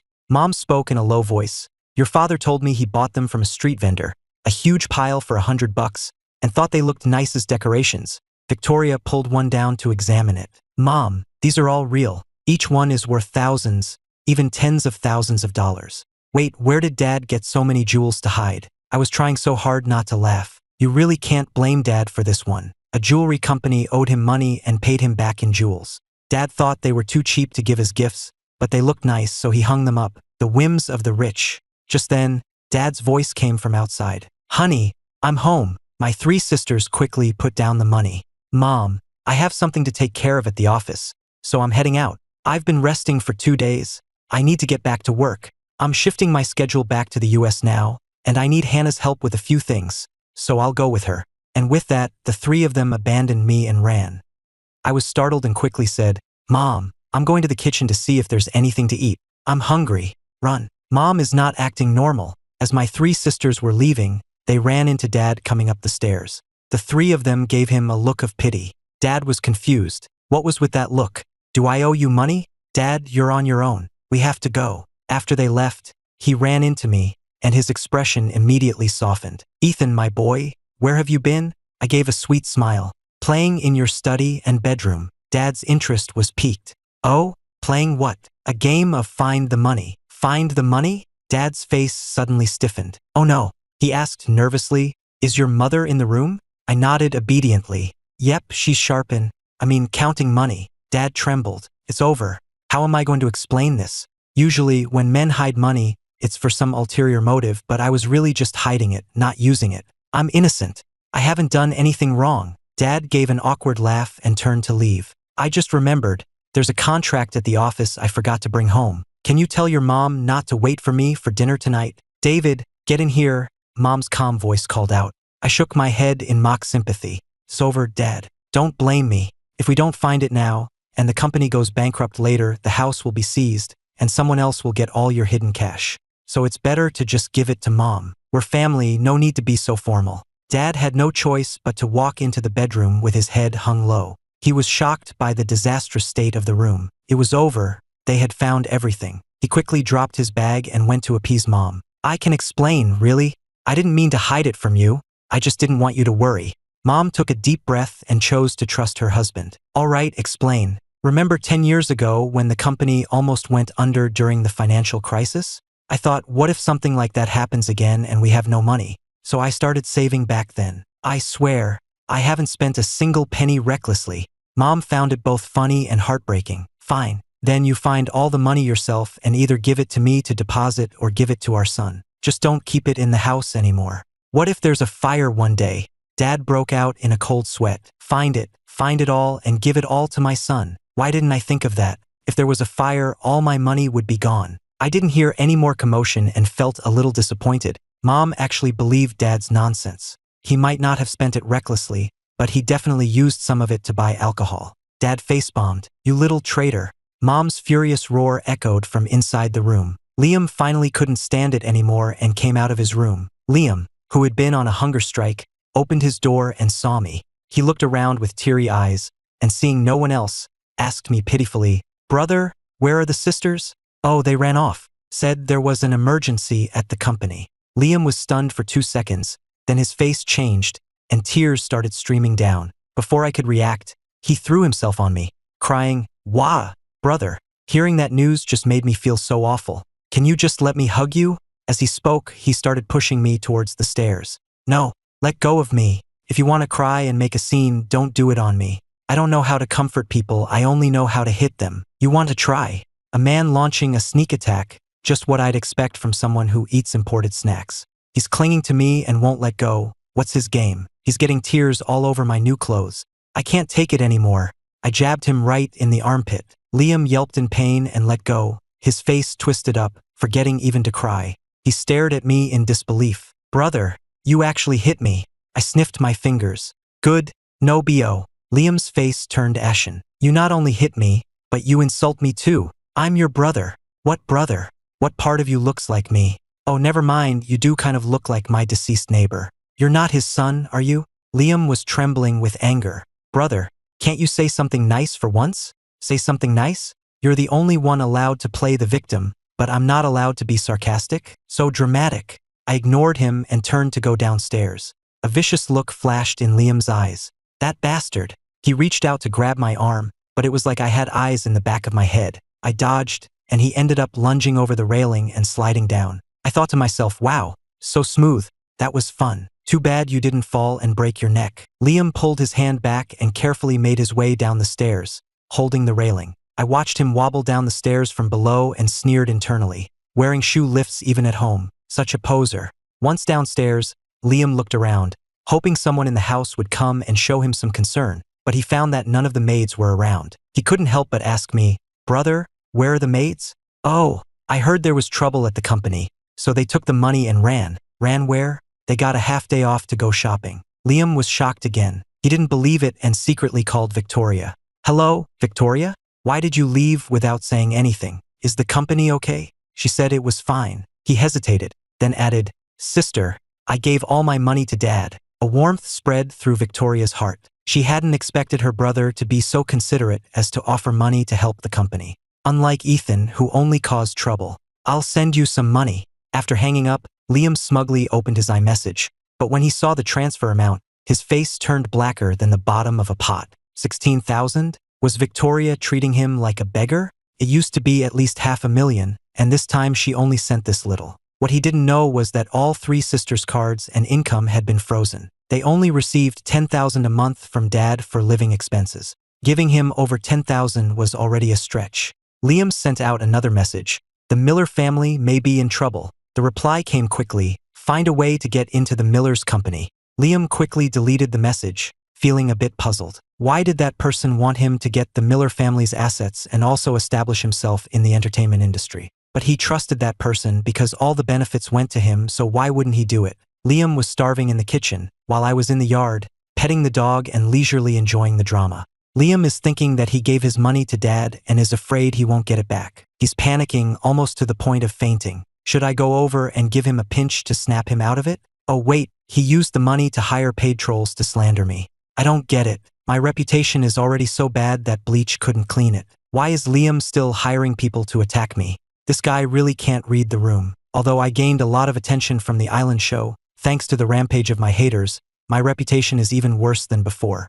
Alright, buddy, let me show you how people on Twitter are cursing out my haters. I held my phone in front of the dog. The dog thought, I'm a dog. Why am I looking at a phone? If I look at it, it'll make me seem smart. What if someone finds out and takes me away for research? Buddy was deeply worried. I slapped him on the head. Pay attention. The dog wanted to cry but could only pretend to understand. I thought, see that? They hit people, curse people, can go crazy at any moment, and carry 9 different kinds of weapons. It's shocking. My haters are even more vicious than I am. I scrolled to another comment to show him, and this one. This person is calling my haters morons, saying they're as irrational and inhuman as a certain washed-up celebrity. That's a roundabout way of insulting me. I put my phone away and looked up at the sky. The evening glow reflected on my delicate features, but I looked completely out of place. System? Host. Liam is plotting against you again. You were glowing with a golden aura just now, and it triggered him. What's wrong with him? He's jealous of my golden glow? Why doesn't he just fly up and hang out with the sun? Oh, so he's having Ryan find me a couple of better opportunities. Well, thank you so much. I think Liam is such a nice guy, I should get him a little gift too. I nudged the dog and sauntered into the kitchen. In the kitchen, Liam was fumbling around, trying to cook some noodles. I leaned against the doorframe with my arms crossed and exclaimed, "Oh, you're doing it wrong. You're supposed to put the noodles in first, then the sugar. Why did you add salt?" Liam wanted to get angry, but he held it in. He gave me a dirty look. Who puts sugar in their noodles? I couldn't watch anymore and just dumped all the seasonings he was holding into the pot. Ever heard of noodle goulash? You can't even cook noodles. Liam watched from the side, on the verge of tears. Stop adding stuff. Is that even edible for humans? My hand paused. You want to bet the dog will eat it? Finally, I finished cooking the noodles. It was a black, indistinguishable lump. If you knew, you'd say it was noodles. If you didn't, you'd think it was a charcoal briquette. Liam's hands were shaking, and he finally couldn't take it anymore. He threw down his chopsticks and ran. You eat it. I'm ordering takeout. I picked up the chopsticks and shook my head in disappointment. You should have said so earlier. I went to all this trouble for nothing. If you're not eating it, I'll give it to the dog. I took the noodles out to the yard and gave them to Buddy. He sniffed it and then started gobbling it down. I wondered aloud, is it that good? Why didn't Liam eat it? Not long after, the dog threw up everything he had eaten, including his lunch. I felt awkward and pretended to look at my phone, but then I saw a new deposit notification. I counted the zeros uncertainly. Ones, tens, hundreds, thousands, $2 million deposited today. I couldn't stop grinning. Mom transferred all of Dad's hidden money to me and told me not to tell my sisters. I'm not an idiot. I won't tell them, and from now on, I'll act as poor as possible around them so those three spendthrifts don't take the money and give it to Liam. With the money in my account, I forgot all about the sick dog. In a good mood, I opened iMessage and accepted Ryan's friend request. I wanted to see what kind of opportunities he had found for me. The moment I accepted, Ryan sent a flood of messages. I opened them and saw scripts, audition roles, and even the times and locations for the auditions. Is this guy really that nice? Too bad, just like Liam, he's ruthless. I opened one of the scripts. It was an adaptation of a popular novel called The Year I Left You, a dramatic romance about a wealthy family. In the story, the male and female leads are childhood sweethearts who are in love, but on the day the heroine plans to confess her feelings, the hero's family suffers a tragedy, forcing them apart. Years later, they meet again, and just when you think they'll get back together, it turns out the heroine has been holding a grudge all this time and relentlessly torments the hero. She even kisses another man in front of him. In the end, the hero, completely heartbroken, decides to leave town, but gets into a car accident on the day of his departure. The heroine is filled with regret and lives the rest of her life in misery. System? Host, this show is Kevin's grave and Hannah's prison. Kevin? The one my sister is paying $20,000 to be her boy toy? What the hell, only 20 grand. Who is she looking down on? She deserves to go to jail. Host, you're focusing on the wrong thing. Kevin will be framed by Liam in this show, and your sister will take the fall and go to jail. I don't care. It's all up to fate. You can't blame anyone but her for being so blind. I put my phone away, a glint of gossip in my eyes. Let's go. Let's go. Time to get the dirt on my sister. I want to see how Liam befriends Kevin and how Hannah messes with him. Host, don't you want to see your audition role? Oh, I was so excited I forgot I have an audition too. I opened my phone again to look at the role and froze, then burst out laughing. It's just the role of a butler, isn't it? Ryan thinks he can control me with this. He either thinks too highly of himself or too little of me. Back when I first started in this business, I played beggars, corpses, maids, body doubles, you name it, I've done it. It was by accumulating all those small roles that I got my footing in the industry. This butler role is practically tailor-made for me to get all the gossip. In the script, when the heroine is in a bad mood, the butler comforts her. When she's drunk, the butler takes care of her. When she has something on her mind, she confides in the butler. When she forgets a document, the butler delivers it. The only difference is that the butler in the show is an older man, and I'm only 18. Making me play this role is indeed a bit much. I changed my clothes and went to the company. I had just arrived in the hallway when I ran into Ryan, who was about to leave. I stopped. When Ryan saw me, a sarcastic tirade was inevitable. Sure enough, he started in. Well, look who it is. Someone's got a big ego. Already a has-been and still acting like a diva. You think a little bit of online traffic means you can ignore your manager? Getting you to accept an iMessage request is harder than getting an audience with the president. I cleaned out my ear. What? I didn't quite catch that. Sorry. I slept for so long that my grandkids started nagging me in my dreams. Ethan, what kind of attitude is that? If you want to be a successful artist, The most basic requirement is to respect your manager and stay on top of your messages. I hit him with a comeback. I'm the president's mother. Which grandkid are you? How are you supposed to get on the list if you don't even register? Ryan was trembling with rage, pointing at me. Ethan, all you do is eat and sleep. If you don't want to be in this industry, then get the hell out. Stop wasting other people's time and resources. I smirked, my eyes glinting. Oh, whose time am I wasting? Yours? Isn't your time spent pimping people out, wasting resources? Are you talking about the butler role I'm auditioning for? Wow, you want it? Fine, I'm generous. It's all yours. I waved my hand dismissively, feigning magnanimity. I'm not one to hold grudges. If a dog bites me, I usually just slap it a couple of times. Ryan looked like he was about to have a heart attack. People have always kissed up to me. I can make or break a career, and today I was being humiliated by Ethan. He composed himself and sneered, if you don't want the butler role, that's fine. As long as you do what I say, I can get you a supporting actor role. He was certain that Ethan would beg him for the role, and then it would be easy to control him. Unfortunately for him, he was about to be proven wrong. I not only looked down on him, but my eyes were filled with disgust. Do what you say. So you want to be my mother now? TSK. Even my dad wouldn't be interested in someone like you.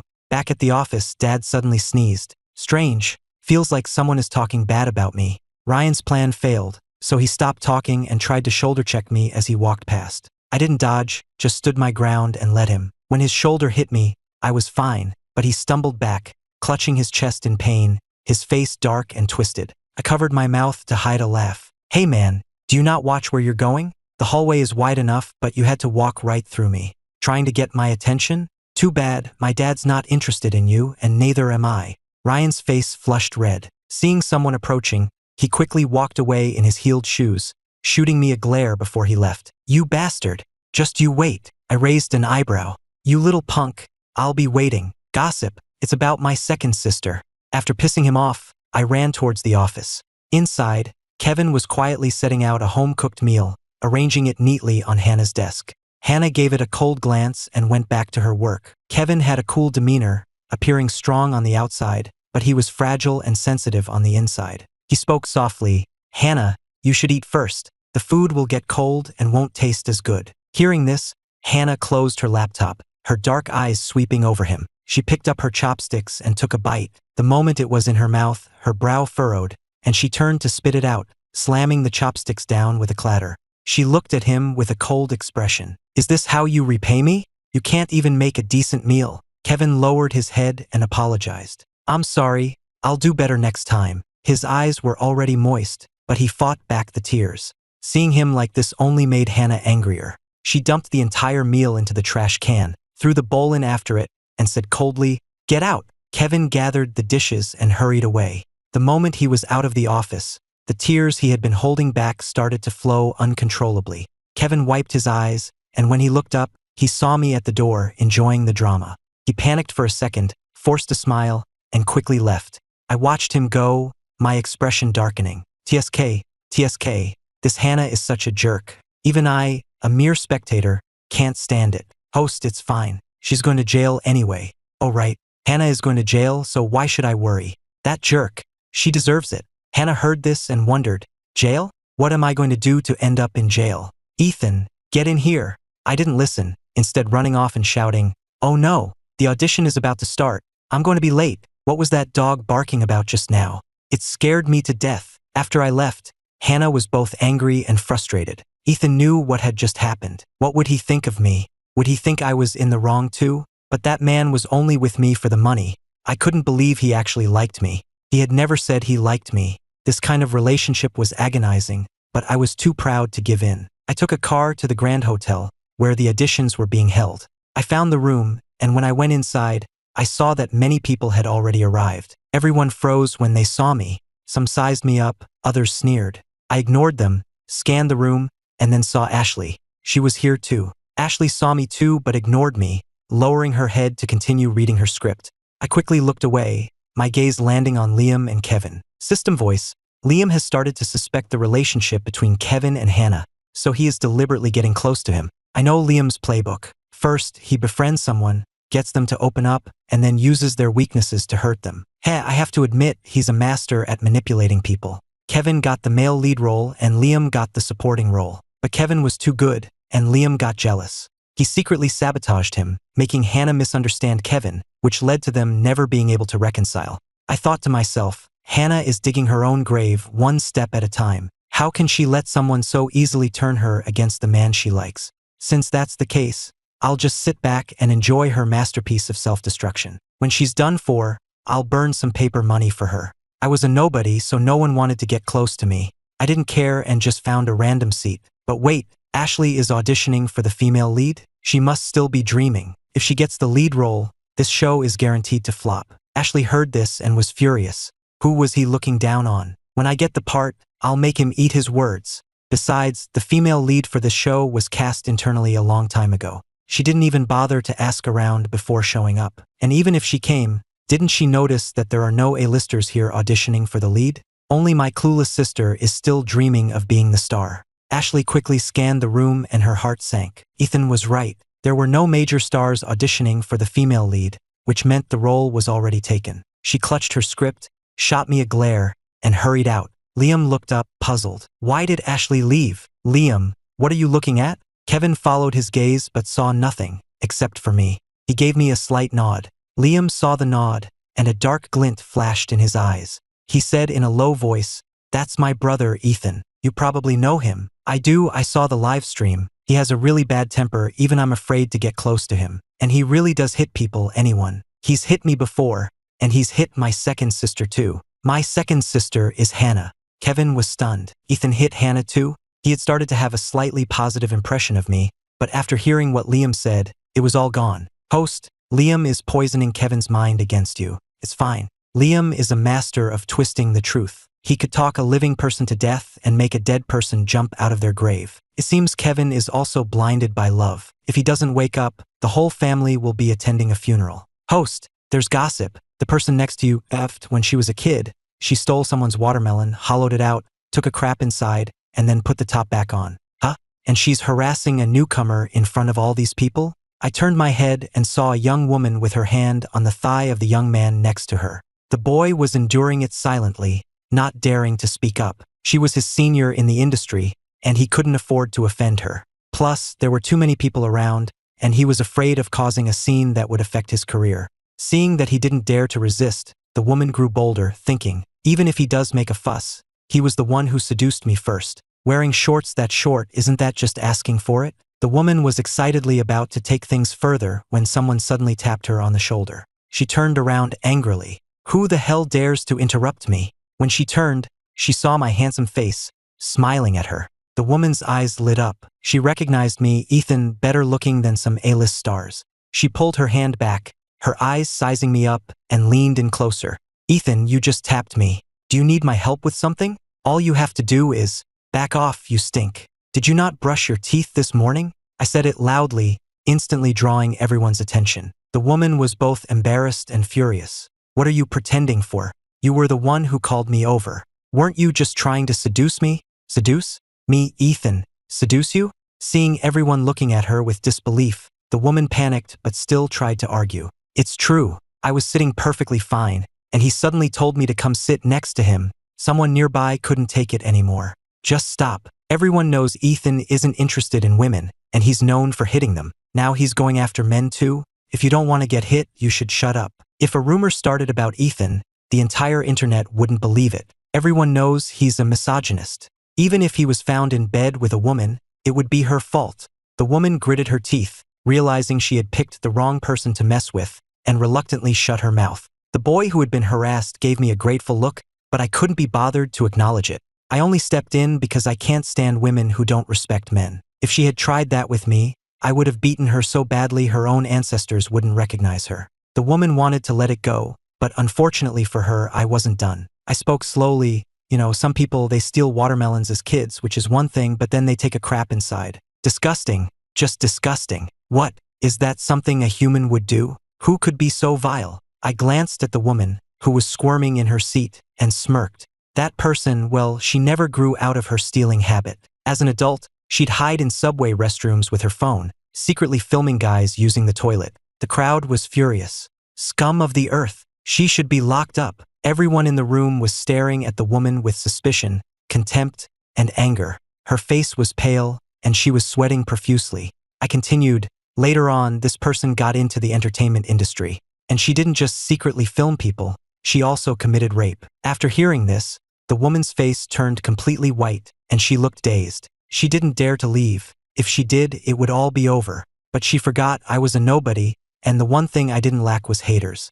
Haters love to expose secrets, and as it happened, some of my haters were in the room. One of them had already excitedly pulled out their phone and was messaging a group. "Haters, we've got a live one. Jessica, D-list celebrity, secretly films men in restrooms and has a history of rape. We need the full story by tonight. Get on it." The group chat instantly blew up with "Roger that" and 99+ notifications. You would never believe it, but my haters had organized themselves with proper management and group chats. In the future, they would become an unstoppable force. There was nothing they couldn't do.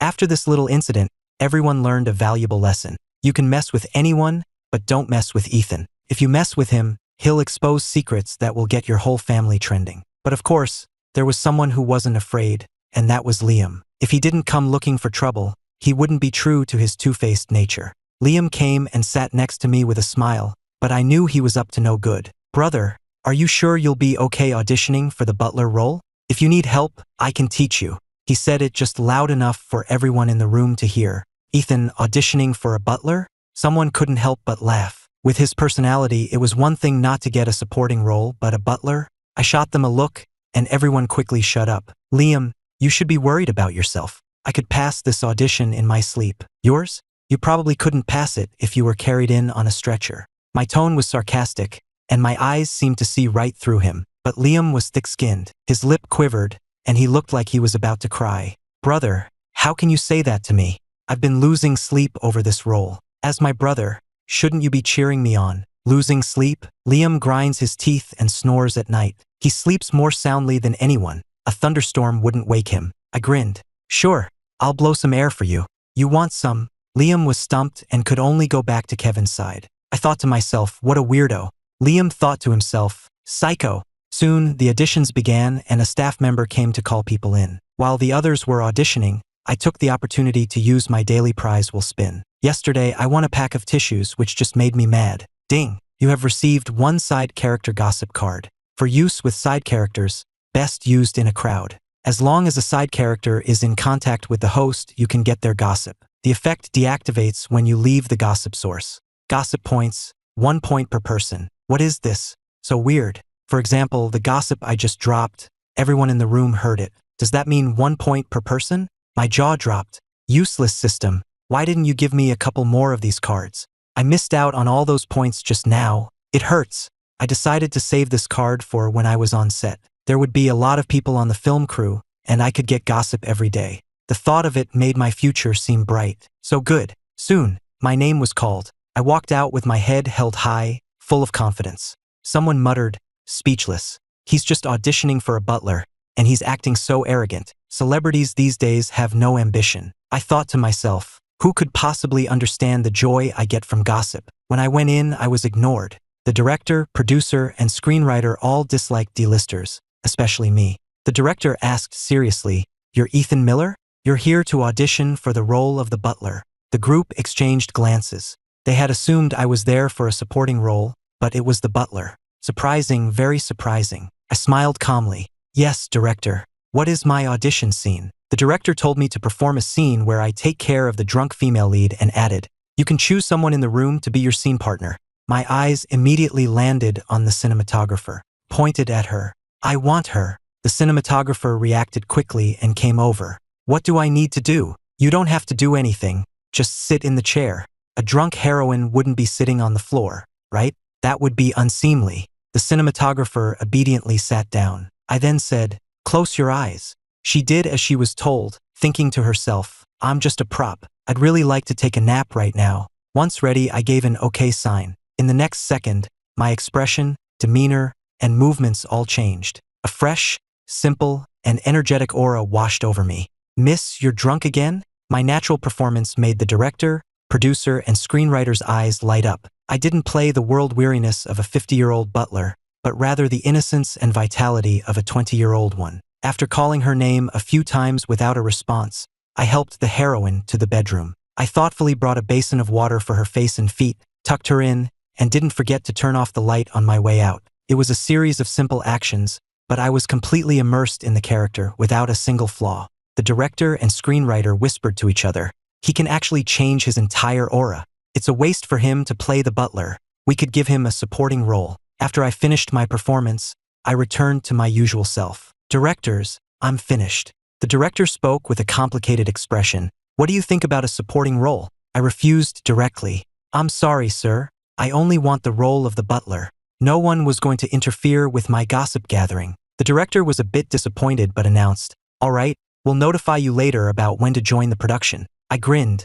I had passed. I said, "Thank you, sirs," and left. The director shook his head. A role that others would beg for, and he turned it down. The producer agreed, "Yeah, what a shame. They never expected that the usually arrogant Ethan would be so calm after his performance. Only someone with real talent can switch between roles so freely." This Ethan was not simple. Next up was Liam. When he saw me come out, he asked with fake concern, "Brother, how did it go? It must have been hard to play a 50-year-old butler, right?" "Sorry, I passed. I'll be joining the cast soon." Liam's expression froze for a second. He muttered a congratulations and went inside. Kevin was also at the door but didn't seem to want to talk to me. "You're Kevin, right?" I spoke first. "Your parents are seriously ill in the hospital, and you have a younger sister still in school. You just graduated from college, have been interning at the company for 6 months, and you've been with Hannah for 6 months too." Kevin's expression soured. Only Hannah knew about his family situation. Did she tell Ethan? Prying into someone's private life isn't very gentlemanly, is it? I said in a relaxed tone, "Don't be nervous. I won't spread it around. I just wanted to give you a piece of advice." I leaned in and whispered in his ear, "Stay away from Liam." By the time Kevin processed what I had said, I was already gone. He looked down, a hint of mockery in his eyes. Liam was right. Ethan had hit him, so it was no wonder he wanted me to stay away from Liam. If Liam had no friends, it would be easier for Ethan to bully him. 2 days after the auditions, the entire cast was confirmed, and the shooting schedule was set. The actors for the indoor scenes were about to head to the location. This time, filming was on a mountain near Lake Arrowhead. I heard there were 2 large villas up there with beautiful scenery and fresh air. I packed my bags and was surrounded by Mom and Dad. "Ethan, dear, if you run into someone tall and strong that you can't beat, just try to avoid them. Don't get yourself hurt. That's right. If you can't win, go for a low blow. Works on men and women." I was shocked. Were my parents teaching me how to fight? Mom also secretly slipped a card into my hand. When she saw Liam come out with his luggage, she quickly pulled her hand back and put on a worried expression. I thought to myself, the Oscars owe my mom an award, and I'm giving it to her. Only a fool would turn down money. I quickly put the card in my bag and played the part of the loving, filial son for my parents. Woo! Another massive fortune has come my way. All you young models, wait for me. Slurp. Mom and Dad heard this and were filled with questions. Seeing Mom and Dad fussing over me, Liam jealously came and stood between us. "Mom, Dad, I'll be on the mountain for many days without seeing you. I'm going to miss you so much." They both gave him a perfunctory nod, thinking, "Don't miss us too much, we don't have any money for you."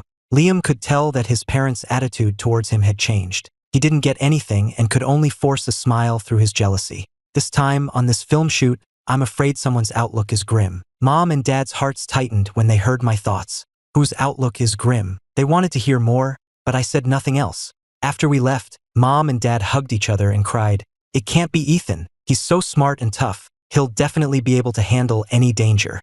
I thought to myself, tough? Thanks, Mom, that's a perfect description. This shoot was in the same region, only a 5-hour drive away. Liam brought a huge suitcase, and even with his shoe lifts, he couldn't move it an inch. He looked at me pitifully, hoping I would help. I looked up at the sky, down at the ground, and quickly slipped into the car. See no evil, hear no evil. Once in the car, I closed my eyes, wanting to sleep, but Liam couldn't sleep and started chatting with the driver about family and kids, which was really getting on my nerves. This driver beats his wife at home all the time, and he has the nerve to say he's good to his wife and daughter. He's put his wife in the hospital several times, and once he almost killed her. He's also violent with his daughter. One of her ears is deaf because he hit her. I thought, my God, how could the Miller family hire someone like this? If Mom and Dad knew, they would definitely fire him, and then he'd just go home and be even more abusive.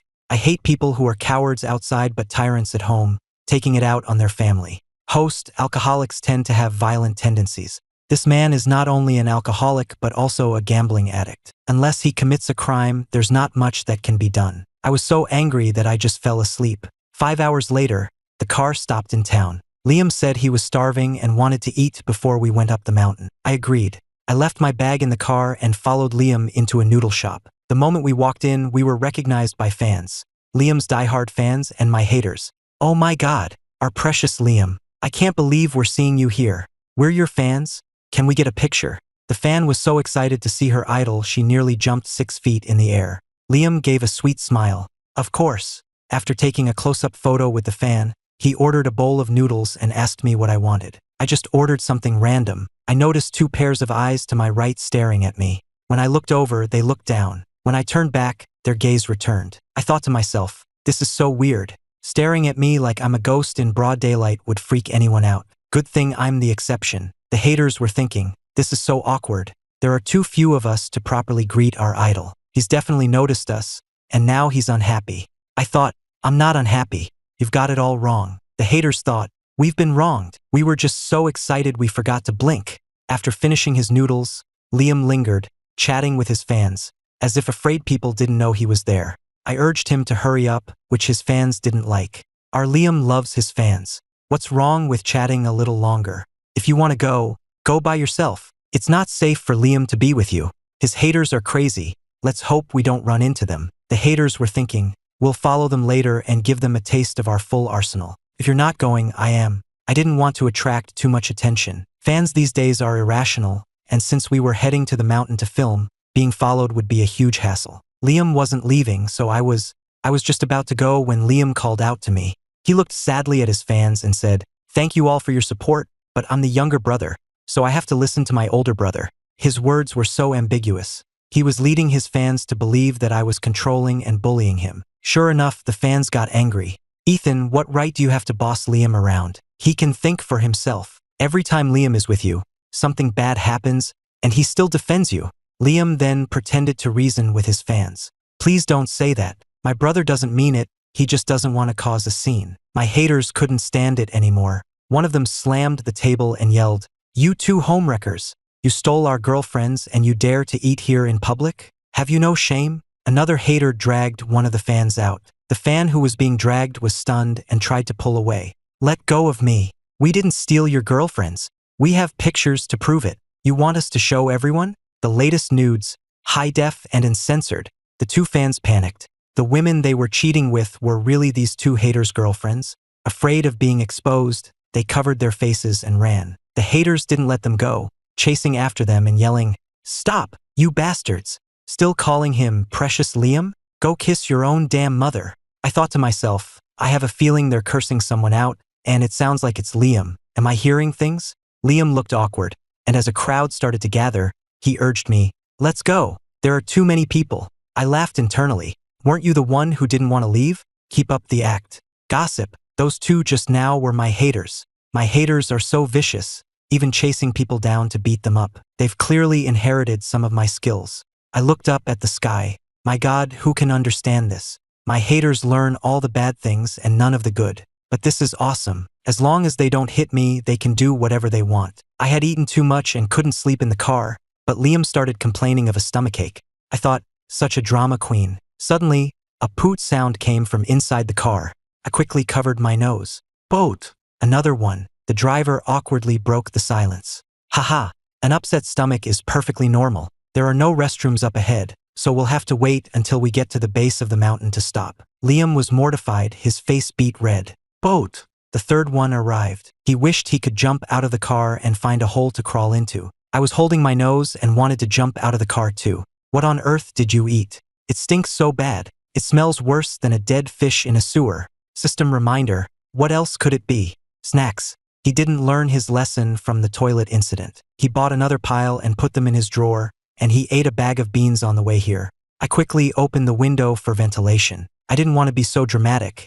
After all, nature calls and it's healthier to let it out. But I just couldn't pass up the opportunity to humiliate Liam. If I were the one farting today, Liam would definitely say, oh brother, life is about movement, and health is about circulation. Gas is just the body's waste. Letting it out helps you live longer. Thankfully, it wasn't long before we reached the base of the mountain. The moment the car stopped, Liam, wearing a mask, sprinted towards the restroom. He looked like he was one step away from soiling his pants.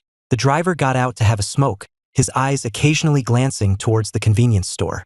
I also got out for some fresh air, went into the store, bought 2 bottles of liquor and some snacks, and put them directly in the car. The driver glanced at them and said in surprise, "That's some good liquor, Mr. Miller. Are you going to drink it?" "No." The driver swallowed, put out his cigarette, and got back in the car. Liam returned after taking care of his business, and the car continued up the mountain. We had about half an hour left. Bored, I opened Twitter and was immediately flooded with notifications, all from people I didn't know. Another celebrity scandal in the entertainment industry. Someone has publicly accused Jessica of raping a minor. This kind of scum should be executed. Brother, what are you looking at? Liam leaned over. I openly showed him my phone. When Liam saw the content, he looked at me in shock. How did you know about this? Was what you said before true, not just nonsense? He panicked internally. What kind of mouth did Ethan have? He had sent another person to jail. If he knew everything about me, would I end up in jail too? Terrifying. I showed him a post from one of my haters. A hater exposed it. What does it have to do with me? I thought to myself, Liam is dreaming. I don't know everything. For example, the person he's messaging, I can't get any gossip on her. Something is definitely up. After seeing the post, Liam breathed a sigh of relief. I continued scrolling through Twitter and accidentally came across a post from the award-winning actress Chloe Davis. When did I follow her? Oh right, the damn original me. Chloe had posted, "Looking forward to seeing you again," with a picture of a landscape. The ambiguous message made Twitter explode. Fans speculated whether she had someone she liked, while others tried to debunk the rumors, saying she was just reminiscing about a place she had visited. But the fans were still curious and started looking for clues. I lingered on the landscape picture for a moment before continuing to scroll, and soon I came across ugly pictures and memes of myself. The more I looked, the more I liked them. I liked the post and saved them all. The user who posted the memes saw my like and excitedly messaged the hater group chat, "Haters, the memes I made of our idol, he saw them himself. I have a feeling he definitely saved them." The chat instantly flooded with messages. "I'm so touched.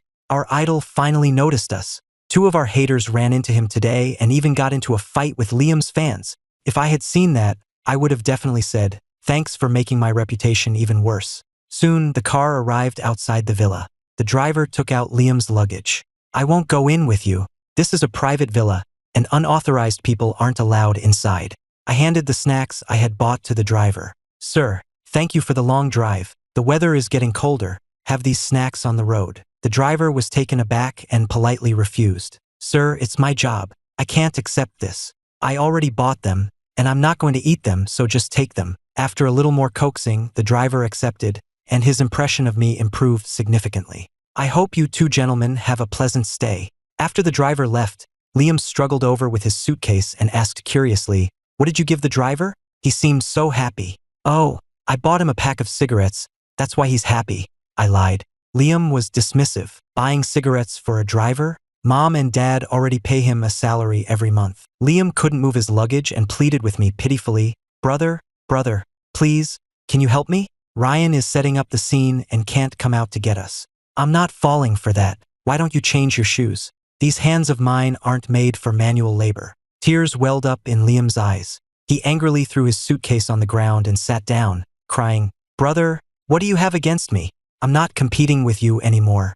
Can't you just give me a little bit of respect?"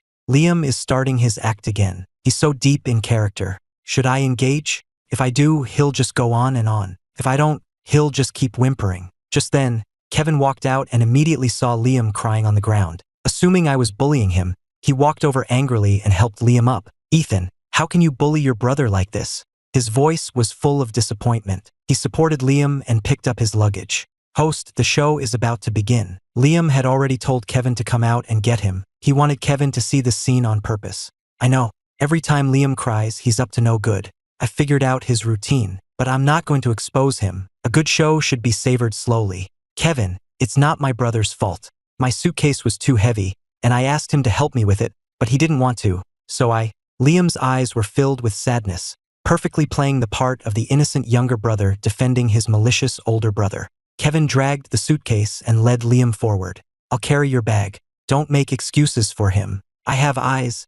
I can see what happened. In front of Hannah, Kevin was as humble as could be, but with others, he had a bit of a temper and some backbone. Unfortunately, what he saw wasn't necessarily the truth. I smirked and followed nonchalantly behind, thinking, the show is just getting started. Yay, I'm gonna get some gossip, gossip, gossip. I was doing a happy dance in my head, wiggling my hips and waving my arms, practically having a rave. The system sighed. He seems so normal usually, but the moment there's gossip, he goes crazy.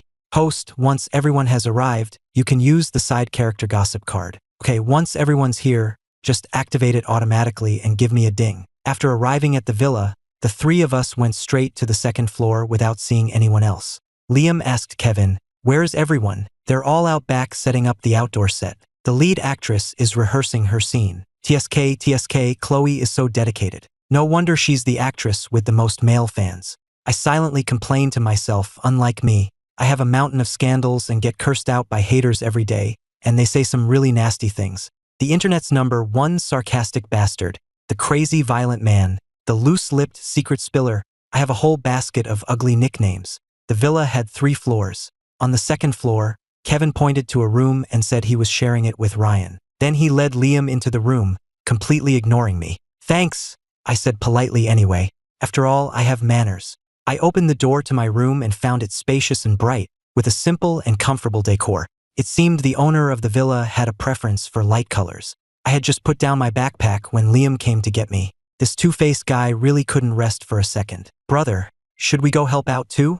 I heard we were the last ones to arrive." He put on a pitiful expression. "We already left a bad impression on people from the last show. If we don't do better this time." As he spoke, his eyes started to get red. Kevin quickly comforted him. "It's okay. I got here early, and I haven't been much help either. We're filming the indoor scenes first anyway. The outdoor scenes aren't until next week." Liam held Kevin's hand, still looking dejected. "I wish you were my real brother. Then I'd have someone to talk to." Kevin's heart softened. "You can think of me as your real brother. Did you hear that? Think of him as a real brother." Next up is framing, slandering, and stealing everything from Kevin. Being this guy's brother is a dangerous job. If Kevin wants the title, I'll give it to him, no charge. But seriously, Kevin is a decent guy, just has terrible luck. I'm afraid he won't live long. Liam's mouth could talk an ant's legs off. And with Kevin being so blinded by love, he's not just going to lose his legs, he's probably going to lose his life. To make Kevin completely trust him, Liam pretended not to know about his relationship with Hannah and deliberately called her in front of him. "Hannah, can you come visit me on set when you have a break? The scenery here is beautiful. I'll take you around after we finish filming." "Okay, it's a deal. Please, Hannah." Ugh, that voice is giving me goosebumps. After hanging up, Liam proudly boasted to Kevin, "My sister Hannah spoils me the most. She agrees to whatever I say. I asked her to visit the set, and she immediately said yes. She agreed to come and torture Kevin. Wow, I'm actually looking forward to it." A flicker of light passed through Kevin's eyes, which Liam caught instantly. He smiled even more brightly. "You're my only good friend. When my sister comes, I'll take you out with us." Kevin lowered his head and mumbled an "okay," his heart filled with anticipation. If Hannah saw him working so hard on set, would she start to like him a little more? I sneered from behind. "Hang out? More like risk your life. When you two are done for, I'll do a little dance on your graves." After the 3 of us arrived at the set, the system suddenly made a ding sound. Side character gossip card has been activated. "Host, get ready for some gossip." My eyes instantly lit up. "Let's do this. Let the feast begin." Wow, the supporting actress who just arrived is secretly married, and her husband is an internet celebrity. Who's talking? Most of the crew members on set jerked their heads up, a wave of fear washing over them. This place isn't haunted, is it? Oh my God, a ghost is whispering in my ear. Chloe froze too. Hearing that familiar voice, her eyes brightened, and she looked up, her gaze meeting mine as I scanned the area. I thought to myself, there's nothing here. Why is the famous actress staring at me? She's like my dog, Buddy. Hearing the name Buddy, Chloe pressed her lips together. So, in my mind, she was on the same level as a dog. How infuriating. The people who had heard the voice waited for a while, and when they didn't hear it again, they thought the ghost had left. But the next second, the ghost spoke again. "Haha, this is killing me." Her husband often sells counterfeit goods on his live streams. Last time, he was selling expired sanitary pads, and when you opened them, there were maggots wriggling inside. How can people like that exist? He needs to be called out and condemned. someone suddenly realized that the voice sounded familiar. Wasn't that Ethan's voice? They could actually hear Ethan's inner thoughts? Holy crap, he was dropping bombshells again. Who was he talking about? Ethan, you have to be more specific. This is killing us. The funniest part is, she saw her husband's live stream selling the expired pads and bought several boxes. Her husband was so freaked out by the maggots that he couldn't sleep all night and ended up keeping her up with him all night long. My God, that intense? This plot is moving at high speed. Can we get some more details? Thanks, and may you have a long and peaceful life. A beautiful woman on the set was now blushing furiously. She had also heard the voice, and putting two and two together, she realized she was the one being talked about. She quickly and secretly ran off to make a phone call. Honey, stop selling those sanitary pads. If this blows up, you're finished. What? You already paid them off? That's good. You need to cancel the contract immediately. This is serious. After hanging up, the woman breathed a sigh of relief. That was close. Her career almost went up in flames. But before she could fully relax, the ghost spoke again. TSK, I just said that, and he's already back on live stream selling more fake goods. This time it's honey. Wow, he added a lot of white sugar. Hearing this, the woman completely lost it. She ran out again to make another call, her voice filled with anger. Stop selling fake products. Why don't you listen? Do you have any idea? If this gets out, you won't just be cursed out, you'll be sued. I'm worried about you. Cancel the contract and come home right now. How much is the penalty? I'll transfer it to you. When she received the contract termination fee from her husband, she winced in pain but transferred the $1 million. This film shoot was now a total waste of her time. Who on earth was exposing all this? And so timely too. She really wanted to thank this person. Liam pulled Kevin along, deliberately getting closer to Chloe. Meanwhile, I was enjoying the gossip while helping to move materials for the set construction. Chloe wanted to come talk to me, but she was being pestered by Liam. She was getting more and more annoyed, and the look she gave Liam turned a bit cold. This man was so noisy. She really wanted to sew his mouth shut. But Liam was completely oblivious and shyly asked Chloe for advice on how to get into character. Mr. Liam, Chloe's cool voice interrupted him. Her eyes were cold, her smile barely visible. Mr. Liam, this Mr. Kevin next to you is very talented. I don't have any advice for you. If you're not busy, please step aside. I need to rehearse. Being rejected so publicly, Liam's face instantly turned pale. He could only force an awkward smile. My apologies. I shouldn't have bothered you. I'm sorry. After saying that, tears fell from his eyes, and he stubbornly turned and walked away. Kevin quickly chased after him. Liam, where are you going? Liam's heart was filled with venom. That hypocritical bitch. So what if he got the lead role? What's so great about him? Why would the famous Chloe praise him? Bastard. When Kevin finally caught up to Liam, he found him crying softly under a tree. Ever since he had met Liam, Kevin knew that he cried easily and was a sensitive and fragile boy. He walked over and asked, "Is it because of Chloe?" She probably just said it without thinking. Don't take it to heart. She has a very good reputation in the industry. Liam wiped his tears and whispered to him, "Actually, it's because I have a crush on her that her words hurt me so much. You've never been through it, so you probably don't understand." How could Kevin not understand? He went through that same feeling of insecurity almost every day. Thinking of this, he felt that he and Liam were kindred spirits and couldn't help but give him a hug. There was no trace of sadness in Liam's eyes, only venom and coldness. He continued, "I thought I would get the lead role and then I could build a relationship with her in the show.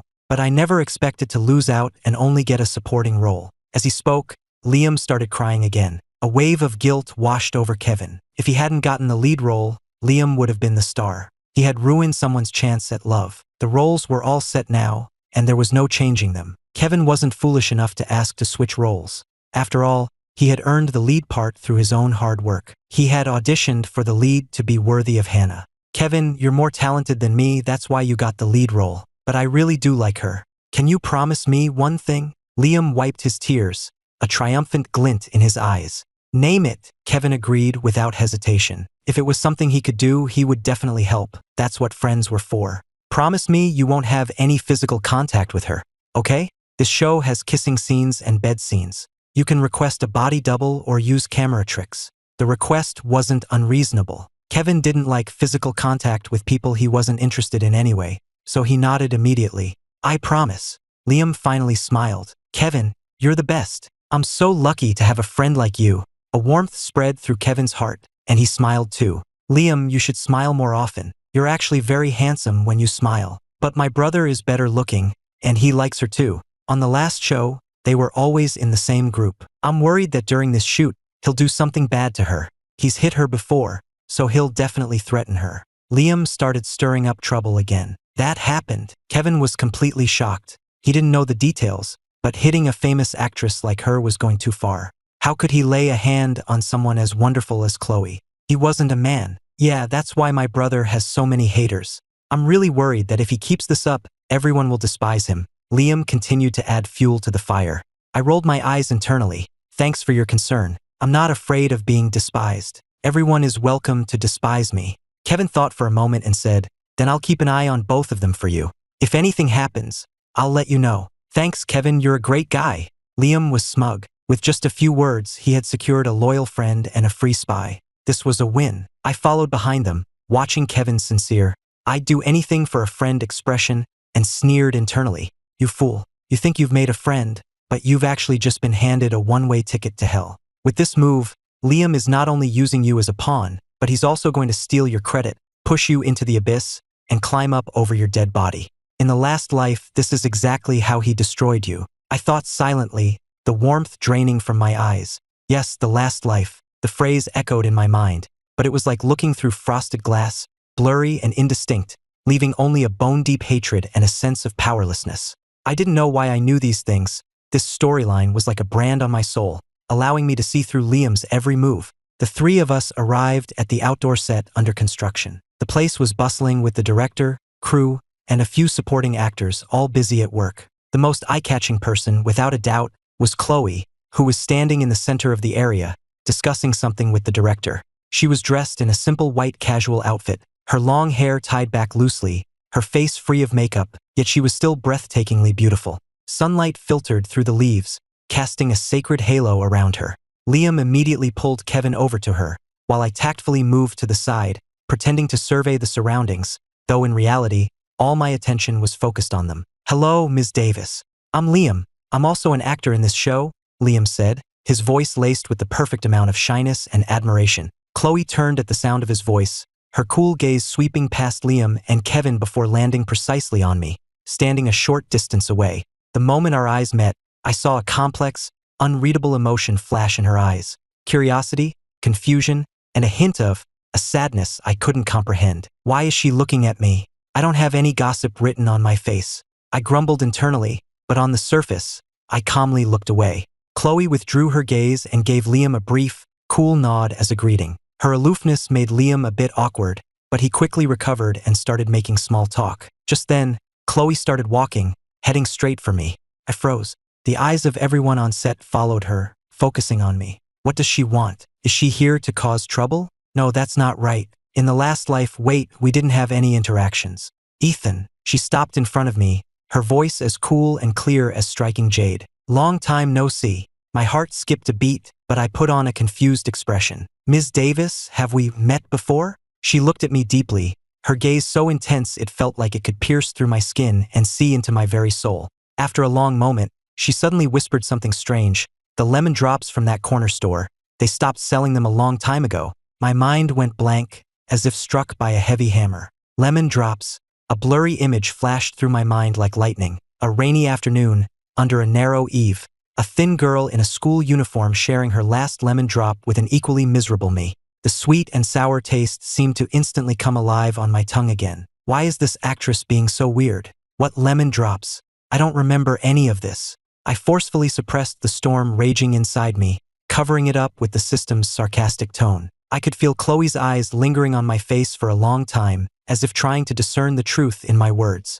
In the end, she said nothing and turned away. Watching her walk away, for the first time, I had a huge doubt about my precognition. The next few days of filming proceeded in an orderly fashion. As expected, Liam began his performance. He used his friendship with Kevin to cultivate an image of himself as a diligent, kind, and innocent person on set, all while constantly whispering in Kevin's ear, hinting at my terrible nature and improper intentions towards Chloe. As for Chloe, she seemed to be deliberately avoiding me, yet she would always be observing me from the corner of her eye. Her probing never stopped. Sometimes she would mention an old place name, other times she would hum an old, forgotten song. Every detail was like a key, constantly prying open the sealed door in my mind. Until one day, Liam's first official setup arrived. He coveted a luxury brand endorsement that Kevin was about to secure. So, he used his old tricks, forging chat logs that made it look like Kevin was secretly contacting a rival brand and leaking the campaign plans. He then anonymously sent them to the brand and our company's executives.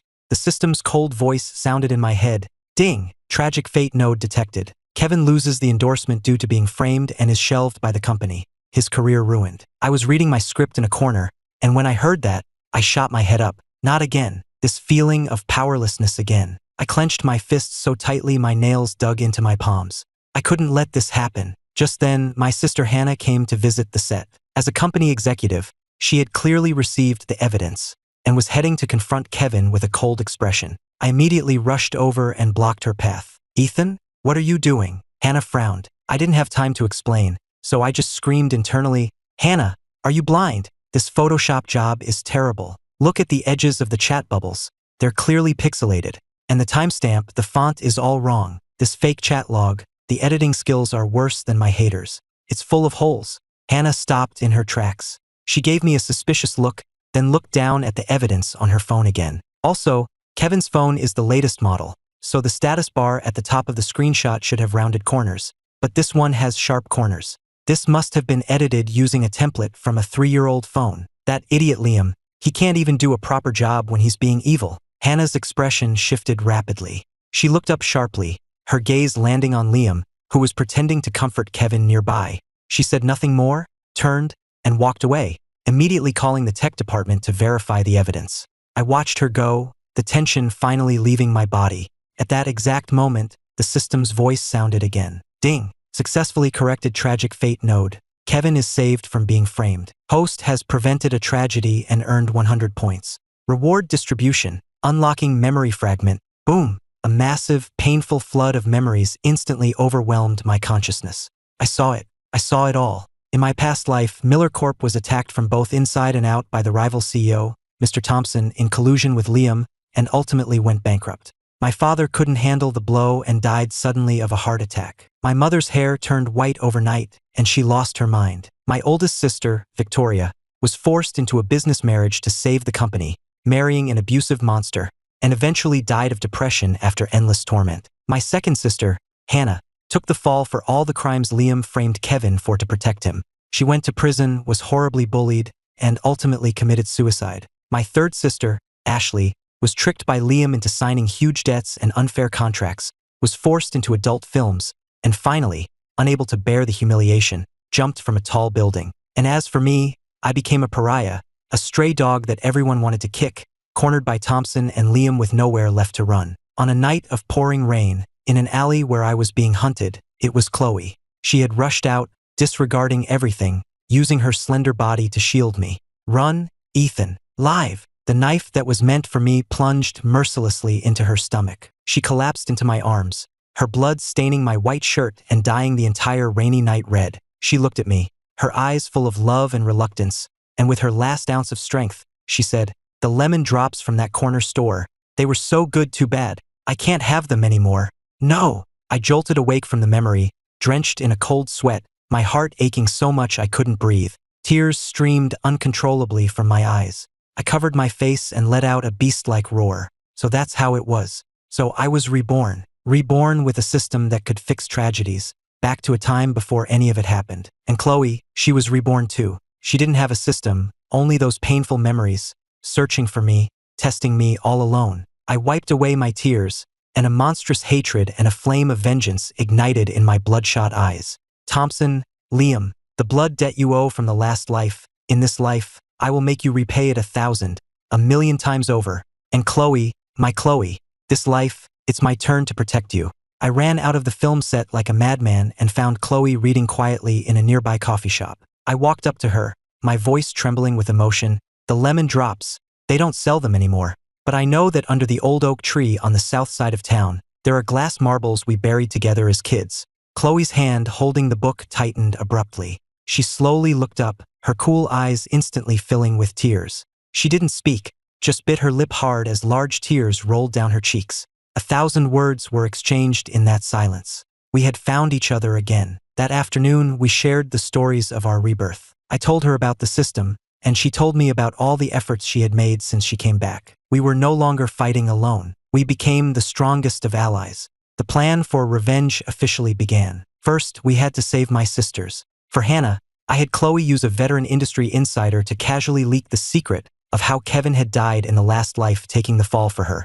At the same time, when I saw Hannah at home, my inner voice chimed in at the right moment. Hannah's finally getting a clue. Kevin died for her in the last life. She has to treat him well this time. She can't push him away again. A man that good, if you miss him, you'll never find another. Hannah already felt guilty about the Photoshop incident with Kevin, and after learning this truth, she was profoundly shaken. She began to actively care for Kevin, and their relationship quickly thawed, becoming unbreakable. For Victoria and Ashley, I spent 200 points to redeem the system's evidence restoration tool. I restored high-definition videos of everything. Liam secretly making a copy of the safe key, swapping Victoria's rare coin with a fake and selling it to Thompson's confidant, and him deliberately breaking Dad's antique and slashing Mom's painting to frame Ashley. I sent the videos to them anonymously. That night, I heard suppressed sobs coming from Victoria's room, while Ashley burst into my room, hugged me, and cried her eyes out, repeating, "I'm sorry," over and over. My sisters were completely heartbroken and completely awakened. The strength of the Miller family began to quietly unite. We collected evidence of Thompson's and Liam's crimes while waiting for the final showdown. That day finally came. At Miller Corp's most important annual strategy conference, Thompson was in attendance as a special guest. Following the script of The Last Life, he was supposed to drop a fatal scandal about the Millers during the live-streamed event, coordinating with Liam's inside information to crush our family in one fell swoop. But in this life, we were writing the script. Halfway through the conference, Thompson made his move, presenting evidence and accusing Miller Corp of tax evasion and poor product quality. Just as the room erupted in an uproar and camera flashes went wild, my sister Victoria calmly walked onto the stage and took the microphone. "Mr. Thompson, thank you for your concern," she said with a cold smile. Then the image on the large screen behind her suddenly changed. It was playing the videos I had restored. Liam's ugly face as he stole, destroyed, and framed others was clearly displayed for everyone to see. The conference hall exploded into chaos. Liam stood next to Thompson, his face as white as a sheet. But it wasn't over. Victoria took out one last document, her voice ringing through the hall. "Everyone, I have one more special gift for Mr. Thompson and Liam." A paternity test report appeared on the screen. The results were crystal clear. Thompson and Liam were biologically father and son. Liam is not a child of the Miller family at all. He is a pawn that Thompson planted in our home for 18 years. The entire room fell silent. Thompson's face was ashen, and Liam completely broke down, collapsing to the floor. The police, who had been waiting outside, rushed in and arrested both Thompson and Liam on the spot for multiple charges, including corporate espionage, defamation, and intentional destruction of property. Watching their pathetic figures being handcuffed and led away, I sat in the audience, tightly holding Chloe's hand. "It's over," I said in my heart. "The debts of the last life, we've collected them with our own hands in this one." The system's voice sounded one last time. "All tragic fates have been corrected. The timeline has returned to its proper course. System energy depleted, preparing to deactivate. Host, take care." The world before me had never been so clear. After that, the Miller family, under the united leadership of my sisters, did not fall. Instead, it became stronger than ever. Victoria became a renowned iron lady in the business world. Hannah and Kevin got married and ran a thriving entertainment company together, and Ashley, with her sharp investment sense, became an enviably wealthy woman in her own right. As for me, I stepped back from the spotlight, started my own studio, and became Chloe's exclusive, award-winning producer. My haters, with some guidance from Chloe, actually transformed into a non-profit watchdog group called The Watchdogs, dedicated to exposing social injustices and becoming a respected positive force online. As for that abusive driver, I had long since used evidence gathered by a private investigator to send him where he belonged. Everything had turned out for the best. 2 years later, Chloe and I held our wedding in Hawaii. The sea breeze was gentle, and the setting sun cast a golden glow across the beach. My family, my friends, and even that group of fans holding up signs that read, "Congrats to the hater-in-chief on tying the knot," were all laughing and celebrating below the stage. I looked at Chloe before me in her white wedding dress. She was as beautiful as a dream I never wanted to wake from. I took the ring, knelt on one knee, my voice filled with the love of 2 lifetimes. "In our last life, I couldn't protect you." With tears in her eyes, She held out her hand to me. I placed the ring on her finger, stood up, and pulled her into my arms, whispering the rest of the sentence in her ear. In this life, it's my turn to protect you forever. She stood on her toes, placed a gentle kiss on my lips, and replied with a smile, "Me too." Under the vast, colorful sunset and amidst the cheers of everyone we loved, I lowered my head and deeply kissed my bride. The sun was bright, the breeze was warm, and we had a long lifetime ahead of us to make up for all the regrets of the past. This time, there would only be happiness and no more sorrow.